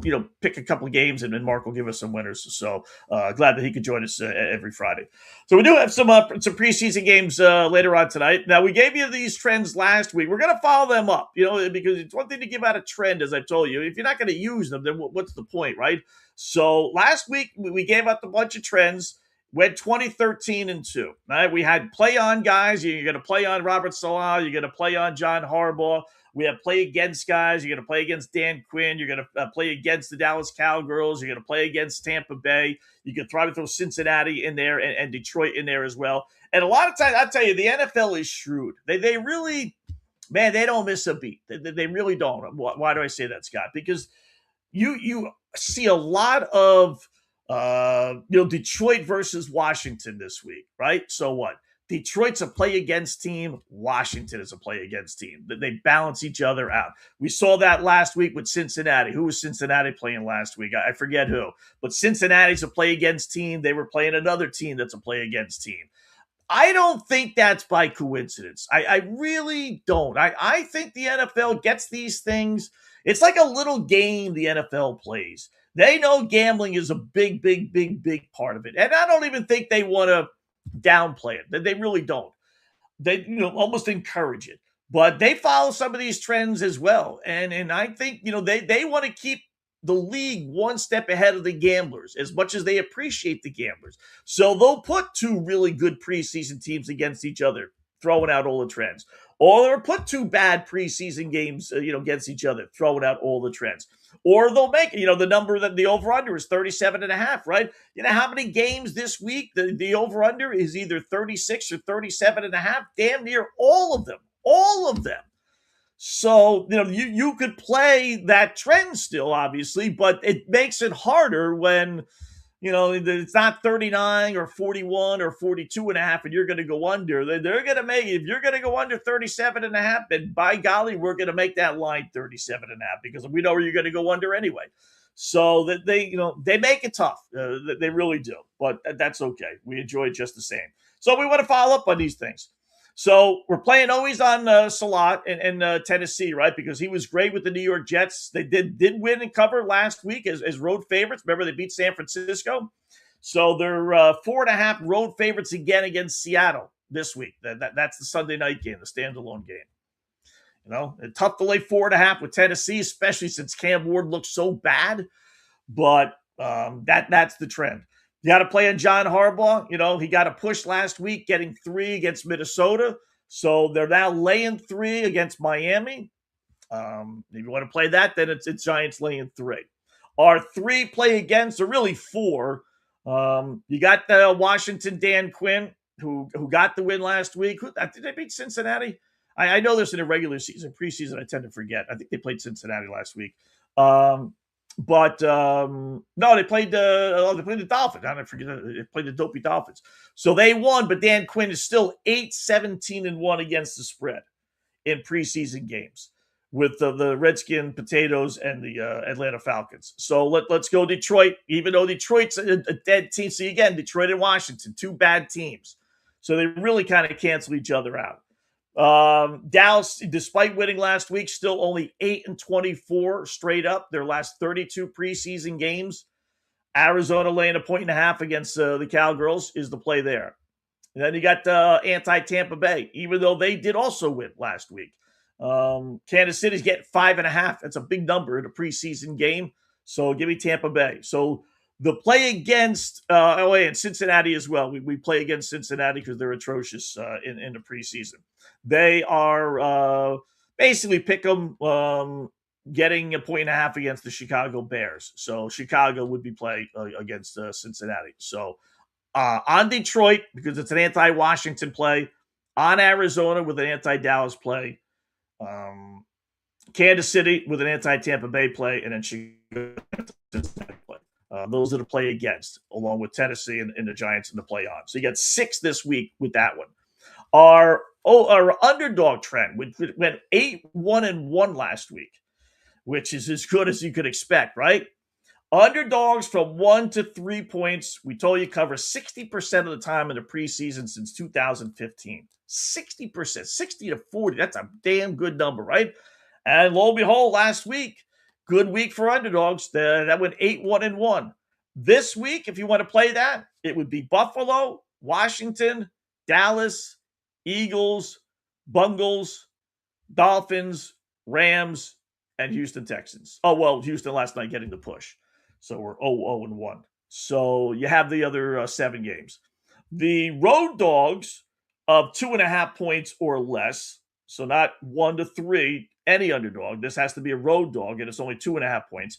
You got 2 plays. Washington plus 1.5 against Detroit, and then Dallas plus 1.5 against Arizona. So, yes, to some of these trends, I hear you saying, this guy that, you told me to play against Washington, or you told me to play against Dallas. Now you tell me to play on them. Yeah, some of these trends do run over each other, and you got to pick which one sometimes that you want to believe in, or you just stay away from the game. We'll calculate it as separate wins and losses. But, if you really dive into trends and you believe in all of them, then you stay away from that game and just see how it plays itself out. Our over-under marks went 9-7 last week. And that was totals 37 points or lower, you bet the over, or points 37.5 or higher, you bet the under. So 56% of the time in the last 15 years has the above number hit. 60% of the time did the over numbers hit in preseason games. So it's pretty, that's, again, that's a, you're not going to win them all, but that's a pretty good clip. And that's, kind of what 9-7 was. So totals that are 37 or less right now. And these things change, and it should be based on, closing lines. That's generally how these things are. But I'll give you the number right now. You got 6 overs. They're all 36.5. So you got to go over because it's less than 37, right? Atlanta, Indy, Buffalo, Cleveland, Baltimore, Minnesota, Giants, Dolphins, Phillies, Patriots, Chicago, Cincinnati. The unders you bet, because the total is 37.5 or higher, that actually went 7-3 last week. The unders had on a great clip. So you actually got a bunch of them today. Now, this is week 2. Starters generally play a little bit more, which is why they might be a little bit higher. But, it's right around that number. It really is. So if you want to base it on closing line, but you got under Jets, Pittsburgh. Now, these are all 37.5s. Under Jets, Pittsburgh, Carolina, Jacksonville, Washington, Detroit, Saints, Rams, KC, Tampa Bay, Dallas, Arizona, Tennessee, Seattle Sunday night, which is 38.5, and then Green Bay, Denver tonight, which is 41.5. So it's not by coincidence, folks. We've had how many games? 1, 2, 3, 4, 5, 6, 7, 8, 9, 10, 11, 12, 13. There's 14 games, right? Not counting last night's games. Out of 14 games in a regular season, you'd probably have about 10, I would say, 10, 11 different over-under numbers. They'd all be pretty close, but, there'd be a 37.5, 38.5, 39.5, 40.5, right? So out of 14 games tonight and tomorrow and Sunday, you have 1, 2, 3, you have 4 different numbers. Everything is either 36.5, 37.5. There's 138.5, and there's 141.5. All the others are the same. What does that tell you? That tells you the boys in Vegas have no clue. Just no clue on what's going to happen. They look at the numbers we gave you, and they say, let's post all these games basically right at those numbers. If they want to buy into all those high, if you will, numbers going under, well, then we're going to make them pay the price because we're going to put them right at 37.5. We're not going to put them at 40.5 or 41.5. The same thing with the 36.5 going over. There's 6 games. Let's put it right there. It's 36.5. Well, let's not give them any break at 33, 34. They really, and this is why people swear by the preseason, because the boys in Vegas, they don't know. They have no idea. They know regular season. They can break it all down. Absolutely. But preseason, they have no clue. And these numbers reflect that. Just really no idea. That's way, way, way, way, way too much of a coincidence. There's another one I found in Mark Lawrence's coffee club. It is a good, good little thing that they send you every day.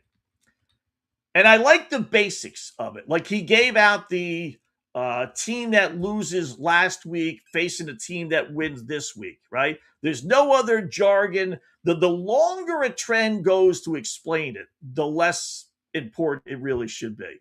When there's so many variables thrown in on a Monday night, on a day game, on a weekend game, off a win, off a loss, off an AFC, when all those things are thrown in there, they're just anomalies. They're really just, coincidences. That's all they are. Picture 10 games and a computer has all 10 games and you ask the computer, give me the common denominator in all 10 of those games. Oh, the winning team scored 9 times. Or, the winning team kicked the field goal on its third drive, or third score. It's got no bearing on how the game turned out. It's just a common denominator. That's all, an anomaly. So the less you have, the better. And he gave one out, the team coming off a loss versus a team coming off a win in the preseason. What did he say? It was 104-79. That's 25 games over 500. That's, again, for gambling purposes, it doesn't sound like a lot if you're not a gambler, but that's a pretty good clip. It really is. So the other one we have is just nice and simple when the NFC team hosts the AFC team. Simple as that.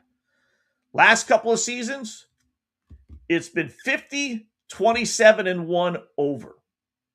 23 more overs than unders. That's again, that's pretty good. You don't get that many, each week. You get generally 4 or 5 at most. This week, it's only 2. An NFC team hosting an AFC team. You got Kansas City playing at Tampa Bay, and you got Minnesota hosting Baltimore. So you only have 2 spots this week.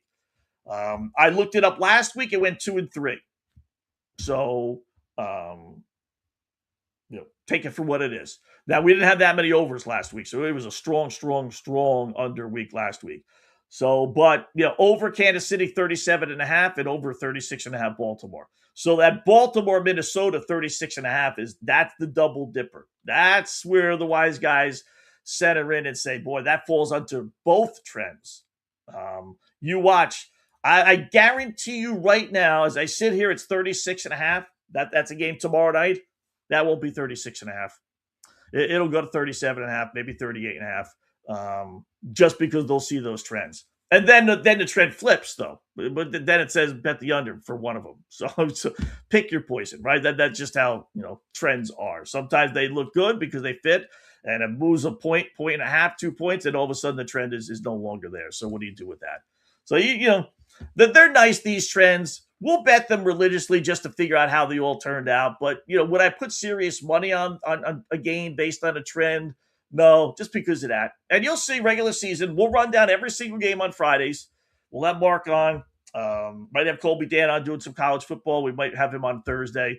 And we got Jeff Dawson coming on every week as well. But I'll run down either way, every single game. And I'll give you 2 or 3 solid trends for each team. And you just kind of pick which one you give more credence to. So that'll be a lot of fun. All right, quick little break. We'll come back. We'll look at some of the games this weekend, some of the games tonight. There's one in particular, Mark, like the Green Bay Packers. I like that one as well. We'll preview the 3 games. We got some other things to get to, including all our other picks. And then we got some college football notes. One of the dumbest decisions in the history of college football happened just a couple of years ago, believe it or not. We'll go down memory lane with that. And then, the dildos are back. I kid you not. That's coming up on the Scott Wetzel Show right here on FanStream Sports.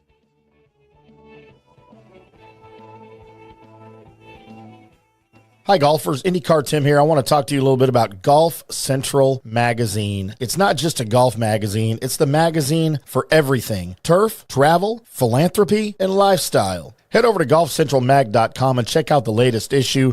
Some of the regular features in Golf Central Magazine: the Golf Bachelorette of the Month, the Golf Bachelor of the Month, the Golf Cart Girl of the Month, Golf History, Grip It and Sip It. So head over to golfcentralmag.com. It's free. It's the magazine for everything: turf, travel, philanthropy, and lifestyle. Golf Central Magazine at golfcentralmag.com. We'll see you there.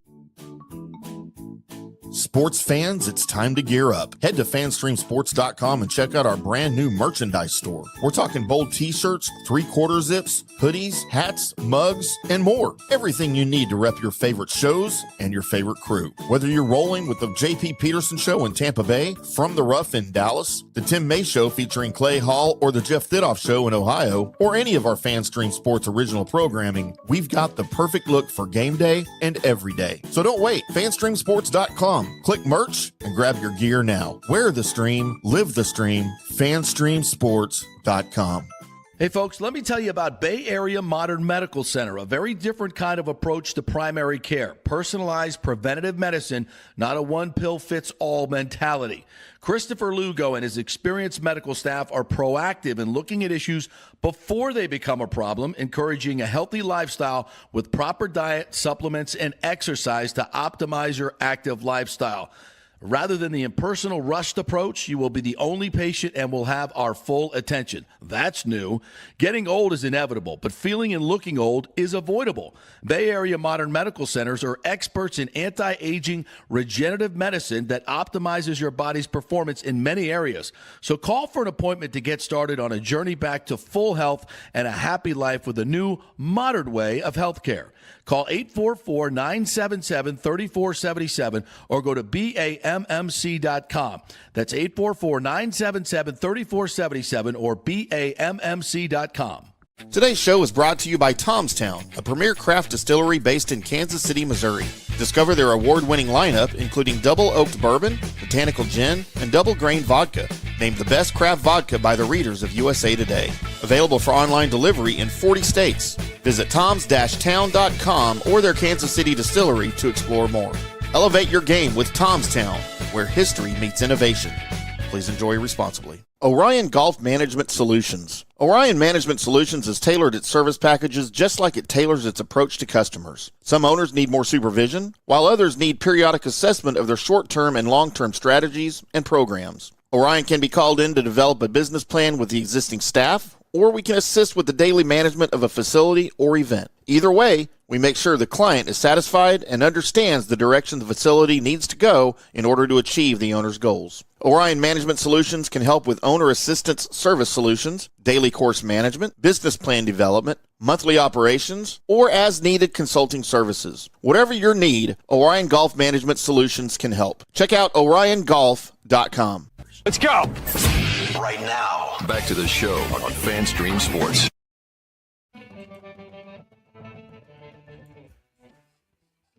All right, welcome back. It is the Scott Wetzel Show on a fabulous football Friday. But baseball actually, in a lot of ways, taking center stage with Rafi Devers heading back to Boston. Talked about that in hour number one. Had Mark Lawrence on, talking a little NFL. Got some winning picks from him. He likes the Denver Broncos later on tonight.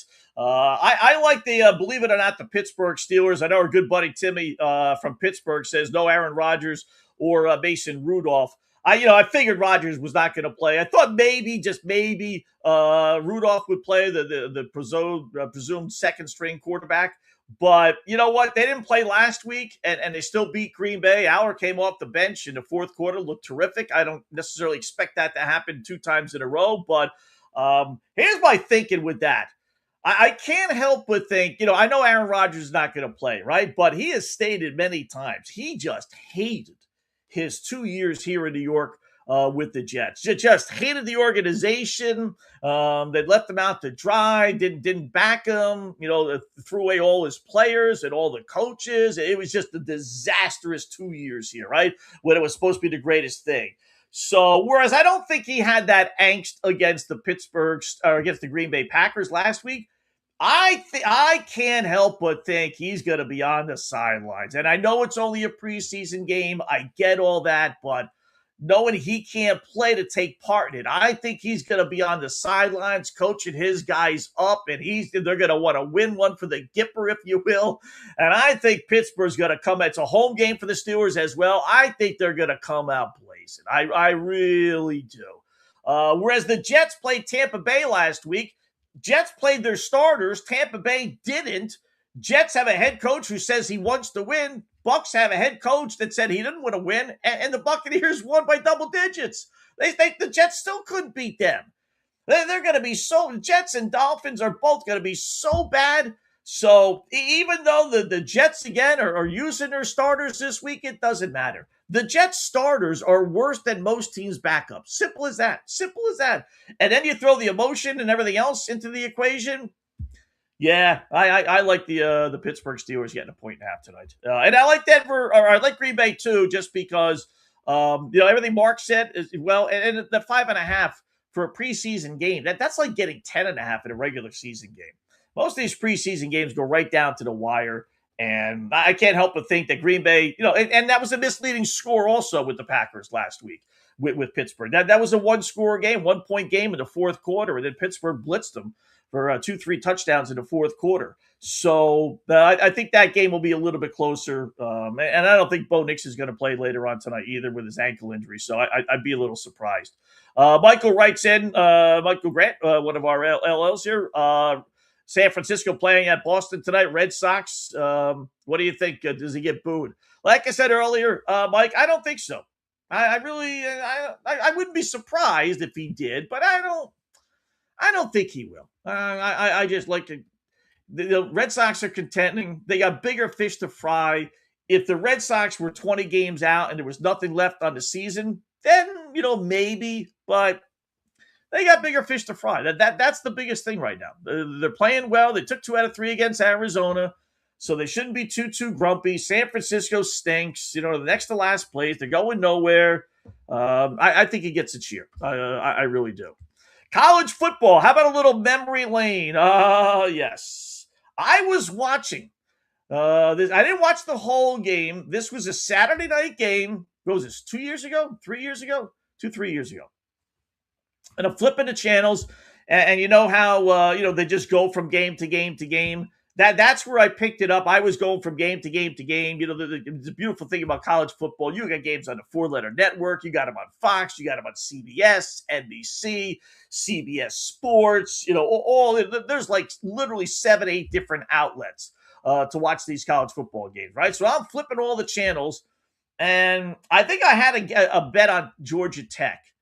But I had them getting the points, so it was going to be a winner, right? So really all I wanted to do is just nothing stupid happened. Just take a knee, right?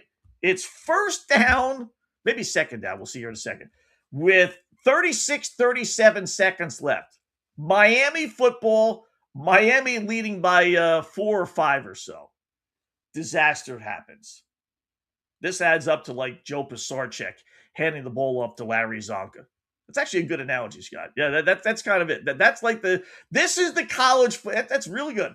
Thank you. I appreciate that. This is the college. We got the Joe Pisarcik, New York Giants, Philadelphia Eagles handoff. Just take a knee, and Herm Edwards picks it up, and we know the rest is history. Eagles make the playoffs thanks to that win. This is Miami. Same thing. Up a score against Georgia Tech. Final seconds. Just take a freaking knee. Handing this football off. Right. I don't know what Miami is doing. That's it. And here's Chaney, the straight ahead, tackled, and the ball popped out. You got to read the clock. Read the card. To me, Georgia Tech has it with 26 seconds left. 26 to the field left. for King, up in the pocket. That's Haynes loop King. it down the field, and it is caught. And that's Rutherford, who hangs on to it in Miami territory. Green. Here's King from the pocket. Flush to his right with 6. 5. Going to loop it downfield. And ball is caught. Touchdown, Georgia Tech. Unbelievable. With 1 second to go in the ball game, Christian Leary hauls it in. That's one of the biggest coaching mistakes at this level that I have ever seen in my lifetime. That was true. Mario Cristobal. I don't know why they showed that guy. Mario, unbelievable. Just take a knee, right? Just take a knee. This is why people don't trust Miami. He just finds a way to lose games and does some of these stupid things. But I remember, I think it was 2 years ago or 3 years ago, right? And it was there was like 1 or 2 incompletions in between those 2 completions. But when he got that first completion, it was like, oh my, you got to be kidding me. You could feel watching it on TV, 2,000 miles away or whatever I am from Miami, right? You could feel that thing just, oh my God, they're going to win this game. I didn't necessarily think it, but then he got the ball back with 26 seconds left. But when they made that first completion, I'm like, oh, this is going to happen. Wait and see. I think there was an incompletion after that play, and then the touchdown pass. And it's just like, wow, what are you doing, dude? What are you doing? And I remember his excuse was just like, well, we were just, it wasn't we miscalculated, because he can't miscalculate. It was second down. It wasn't even like it was fourth down. He just justified it as, well, we're here to play a football game, and we wanted to play out the string, and then the guys, supposed to do this, and they're supposed to do that. Yeah, but you're supposed to coach too, and you want to lay it off on the players. Yeah, they're supposed to hold on to the football, but you're supposed to coach to win. You don't give them a chance. Oh, just stupid. Just stupid. At least the Pisarcik Zonka one, and that was 30 years ago, right? And I know, we're so more analytical now on what to do and when to do it and why to do it. Back then, it was just like, play football. There's time on the clock, hand the ball off, right? I got Larry Zonka. I got a Hall of Famer, hand the ball off. So it wasn't, it was. So living in New York, I'll never forget that. I'm watching the game, right? And here in New York, New Jersey, actually, I was in New Jersey. You only got 2 games, and then you got a bonus game. They generally would split New York and New York, right? The Giants, we'll just say, played 1 o'clock, and the Jets played 4 o'clock. Then the 4 o'clock window, you get a second game. So I'm watching the Giants, and I'm a Giant fan, and I'm see them, they got the lead. All right, so I flip over to the Jet game, forget who they were playing, just to see if it started. I flip back 30 seconds tops later, right? And I see the Eagles celebrating in the end zone. And I'm a little kid, right? I'm like, what the fudge happened? What happened? And then, you see the replay, and so it's like, you got to be kidding me. You got to be kidding. Same thing. Same thing with this Miami Georgia Tech. It's just so, Scott, correct me if I'm wrong here, but the Joe Pisarcik play, right? They didn't have the kneel down play in the NFL back then. That play is what started the kneel downs in the NFL. Probably. I was in elementary school when that happened, but it seems like I remember, my dad telling me later, like, that's the play that started the kneel down. That started that allowed the quarterback just to take it in. Yeah, you know what? That's him, my producer. Good job. You're right about that. So it's not that they said he shouldn't have handed the ball, or they did continue to say he should have just taken a knee and just be tackled. But you are risking being tackled. It wasn't like now you could give yourself up. You just take a knee. You're right. And that was probably the play that started it all. Coaches got fired left and right. Eagles made the playoffs because of that. that play. But yeah, good point. You're right. They couldn't just take a knee and flip the ball to the official like they do now. So, yeah, I'll never forget it. Watching the game, right? And I tuned back 30 seconds later, and I see the Eagles. I thought it was a highlight from halftime or so. I'm like, what? They can't be celebrating. They didn't even have the ball. And then you find out what happened. But the Georgia Tech one, I watched all the way through because like I said, I was flipping the channels and I happened to see that one. Just dumb. Well, like, why? Why would you? And then they tried to justify it. And, Crystal Ball did. Instead of just coming out and saying, yeah, you know what? I had a brain fart. I had a brain fart. We weren't all on the same page. Like if you say stuff like that, if it's really true, then all right, you know what? You effed up, but okay, at least you're being honest about it. But he didn't. He tried to justify it. It's like doubling down on stupidity. No, dude. There's 36 seconds left. You take a knee, the game's over. You don't have to take another play. Why would you ever take the chance, right? Amazing. That was something. But I remember that. I do. By the way, Powerball, no winners, right? So we got our Powerball numbers from the other day. So I forgot to check. We did it the one day when it was 100 million. And then I was in the supermarket. I'm like, oh, yeah, I got to get Powerball numbers. And I bought one. And then I realized, oh, that's right, somebody won. Not that I would have turned, back $5 million, right? So, but I didn't look it up. I wasn't like, whatever, right? So I looked it up yesterday. Not only didn't I get any numbers on this ticket, I checked the other ticket from the other day because remember we had one number that was different. And then I put in a birthday one for my kids and that sort of thing.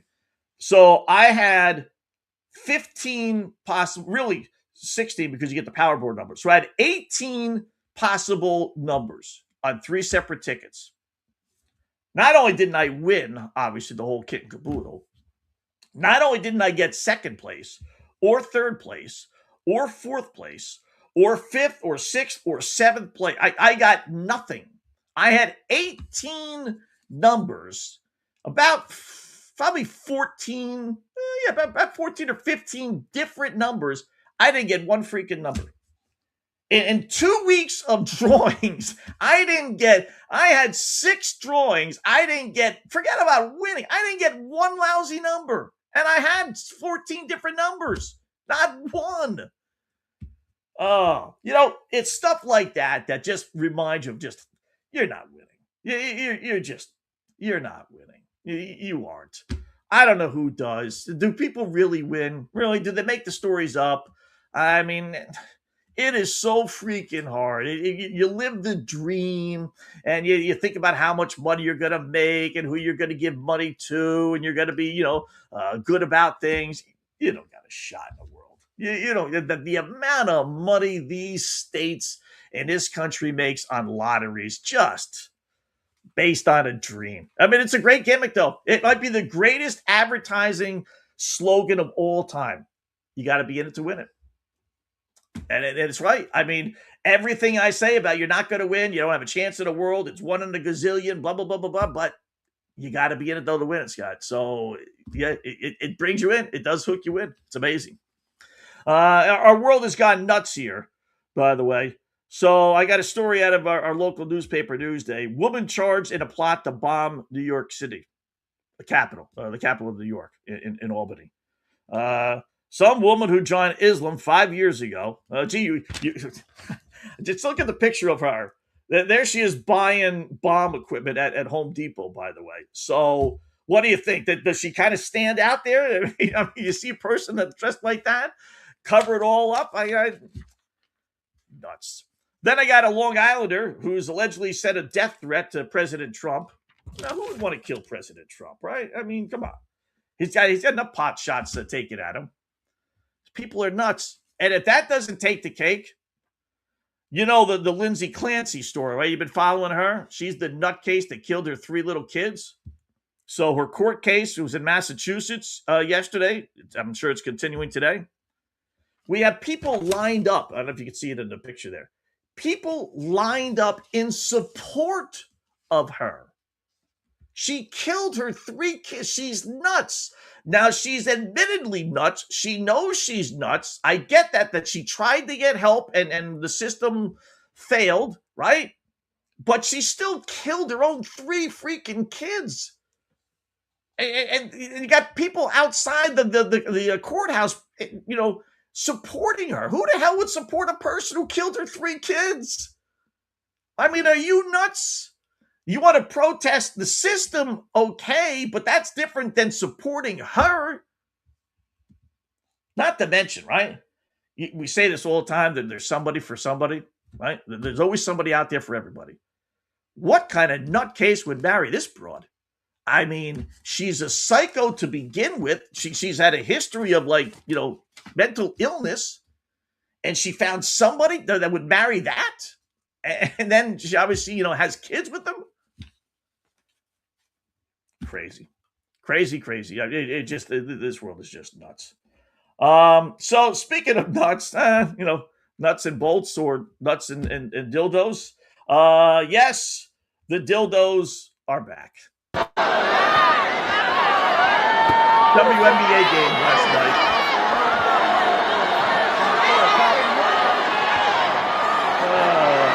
Someone threw a dildo on the floor. Here's the funny thing.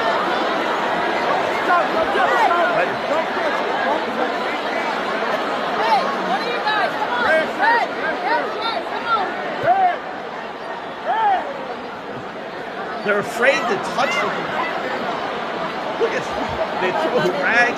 What a hero.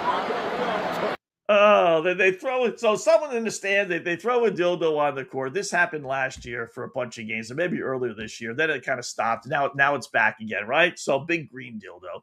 And they let it sit there, and then they throw a towel over it, right? And I'm thinking to myself, listen, nothing from nothing, but the league is 90% lesbians. I got a feeling they've seen a dildo before, right? I mean, I'm not trying to poke fun of anybody. Just being honest. Chances are pretty good they picked up a dildo before, right? So meanwhile, they keep it on the court.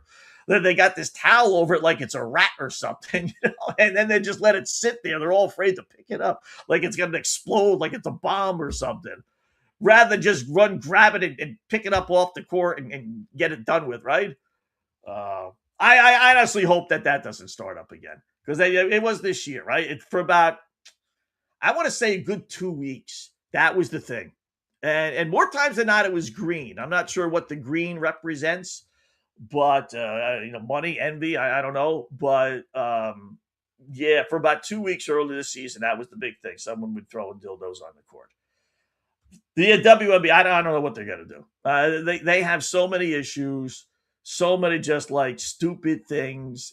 It's just, I don't think society will, allow them to become mainstream. Although I tell you, the Indiana, Fever are, the Indiana Fever, with all their stories, and now they had a woman, get 20 points for 37 straight games, sets a WNBA record.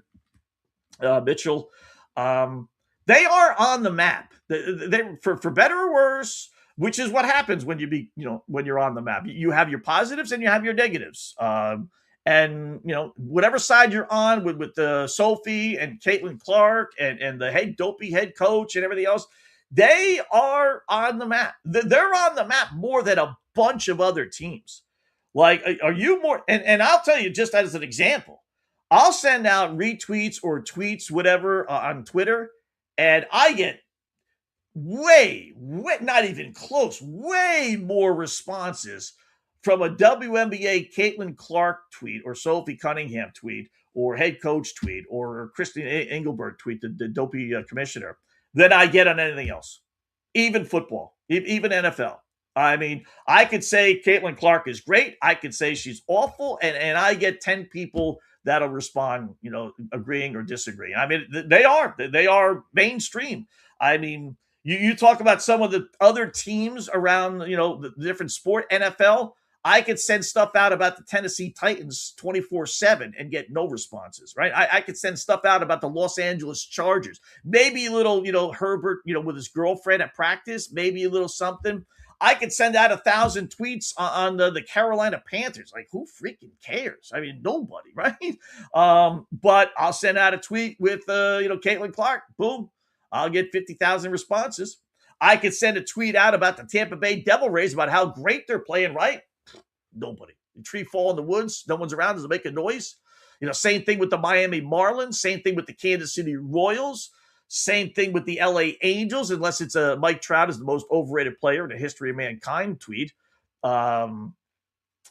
Rockies are so bad that, people are interested in them. Nobody cares about the Chicago White Sox, even though they're a great story. So there's a Pittsburgh Pirates, unless it's a Skeens thing. Otherwise, forget about it. NBA, I could send out 1,000 tweets on the Sacramento Queens and forget about it. Peep. Nobody but nobody. New Orleans Pelicans, unless we're looking to make fun of Fatso Zion Williamson. Otherwise, nothing. Portland Jailblazers, who cares? Utah Jazz, who cares, right? So there's 4 or 5 different teams in each league that are lower than the Indiana Fever when it comes to publicity. And it's probably even more than that, to tell you the truth. I mean, they're for better word, they're on the map. They are. You could have a conversation in a bar about Indiana, the Fever, and Caitlin and Sophie. You can't have a conversation about the New Orleans Pelicans or the Tennessee Titans or, and any other teams that I mentioned. Can't do that. So they've come, a long way. So Timothy writes in again, my ex-wife loves that kid, the kid killer lady. Good thing I got out of there, Scott. Who's the kid killer lady? Oh, the kid killer lady. Your ex-wife loves her? How the hell can she love her? She's a killer. She's a murderer, Tim. Yikes. You're right about that as far as getting out of that. Good thing. Otherwise, forget about it. So, otherwise, I won't even say it. I won't even suggest it. So, all right, we got 3 plays for you tonight, as we always do. Thank goodness for the Raider comeback. We went 1-2 last night. So we hit with the Raiders. We missed with the over. I tell you, I'm not doing it ever again. I swear to God, I'm never doing it ever again. And that's betting against the WNBA line movement, even if it's only 1.5. Indiana, Dallas went way under. There was a point in time when Indiana was scoring 100 points a game. They were just automatic overs, but not anymore. And that line dropped 1.5. And they said, it's only, I generally look for like 2-point moves. Nope. I'm telling you, and it's pretty easy. Why? Because no one bets the WNBA, and if the wise guy bets the WNBA, it's because they know something or they have good insight into something. And it doesn't take a lot for money for the line to move. And if you believe the wise guys know some things, and I do to a certain extent, then okay, they're betting the under on that game. So follow the money, but I didn't. I went the other way. And then we lost with the dopey Houston Astros. Oh, they just awful. It's 18-3 against the Los Angeles Angels. Arguably the worst team, certainly in the American League, if not all of baseball. As soon as you buy into this Astro team, soon as you buy in, and I bought in at the All-Star break, bet their second half over, they stink. They're not winning anything. So they killed us last night. So we're 30-21-1, still up $630, but that minus 175 on the Astros hurt us big. So, but let's get back to the winner's window tonight. Let's go back to what made Milwaukee famous, as the saying goes. Just back to good angles. I will start in the NFL. I'll grab Pittsburgh plus 1.5 against the Jets. I know that, like I said, 2 guys, Rodgers not playing, Rudolph's not playing, but that's okay. Jets are just awful. If they couldn't beat Tampa Bay at home last week, then I don't think they're going to win this week. I'll take Pittsburgh getting 1.5 at home. Like I said, I think Rodgers is going to be on the sidelines coaching those players up. He's going to wait till the very last whistle. They're all going to be excited. So I'll take my chances. Steelers win. I'll grab Washington plus 2.5 against Minnesota in the WNBA. This line has sucker written all over it. Minnesota is the best team in the WNBA. They were just out in Las Vegas. They won the game. Now they're taking on an improved, Washington team. They're a lot better than what people thought they would be. And how come the line is only 2.5, Scott? Exactly. They're begging you. They're begging you to take Minnesota. They just beat Las Vegas on the road. But think about that. That was, Wednesday? They were in Las Vegas. Had to fly all the way on the East Coast to face a mediocre Washington team. This has got letdown written all over it. Watch Washington win tonight. Give me the Mystics plus 2.5 in the WNBA. And then I'll take the Dodgers later on tonight, laying a 1.5 against the Pittsburgh Pirates. Better team, that they swept Colorado. Pittsburgh stinks. You got Yamamoto on the hill as well for the Dodgers. Listen, they're not great. I told you that late a run and a half. They're one of the worst teams in Major League Baseball. Believe it or not, they get a bunch of one-run wins, but I'll take my chances that they find a way to get the job done and win, 6-3, 6-2, hopefully any kind of luck like that. So Pittsburgh in football, Dodgers, and then Washington Mystics plus 2.5 our three cap for today. All right. Good job by Mark Lawrence joining us. PlaybookSports.com. Check out his website, PlaybookSports.com. I'm going to be on in-game live here in about an hour over at Sports Grid if you want to tune in over there. Otherwise, go to FanStream Sports. Check out all the other shows from this past week and in previous weeks. You can listen to those. Otherwise, we'll be back next Monday, 2 to 4 p.m. Eastern Time, right here on FanStream Sports. Let's cash a couple of tickets, make some money over the weekend. Enjoy the weekend, folks, and we'll talk to you next week on FanStream Sports.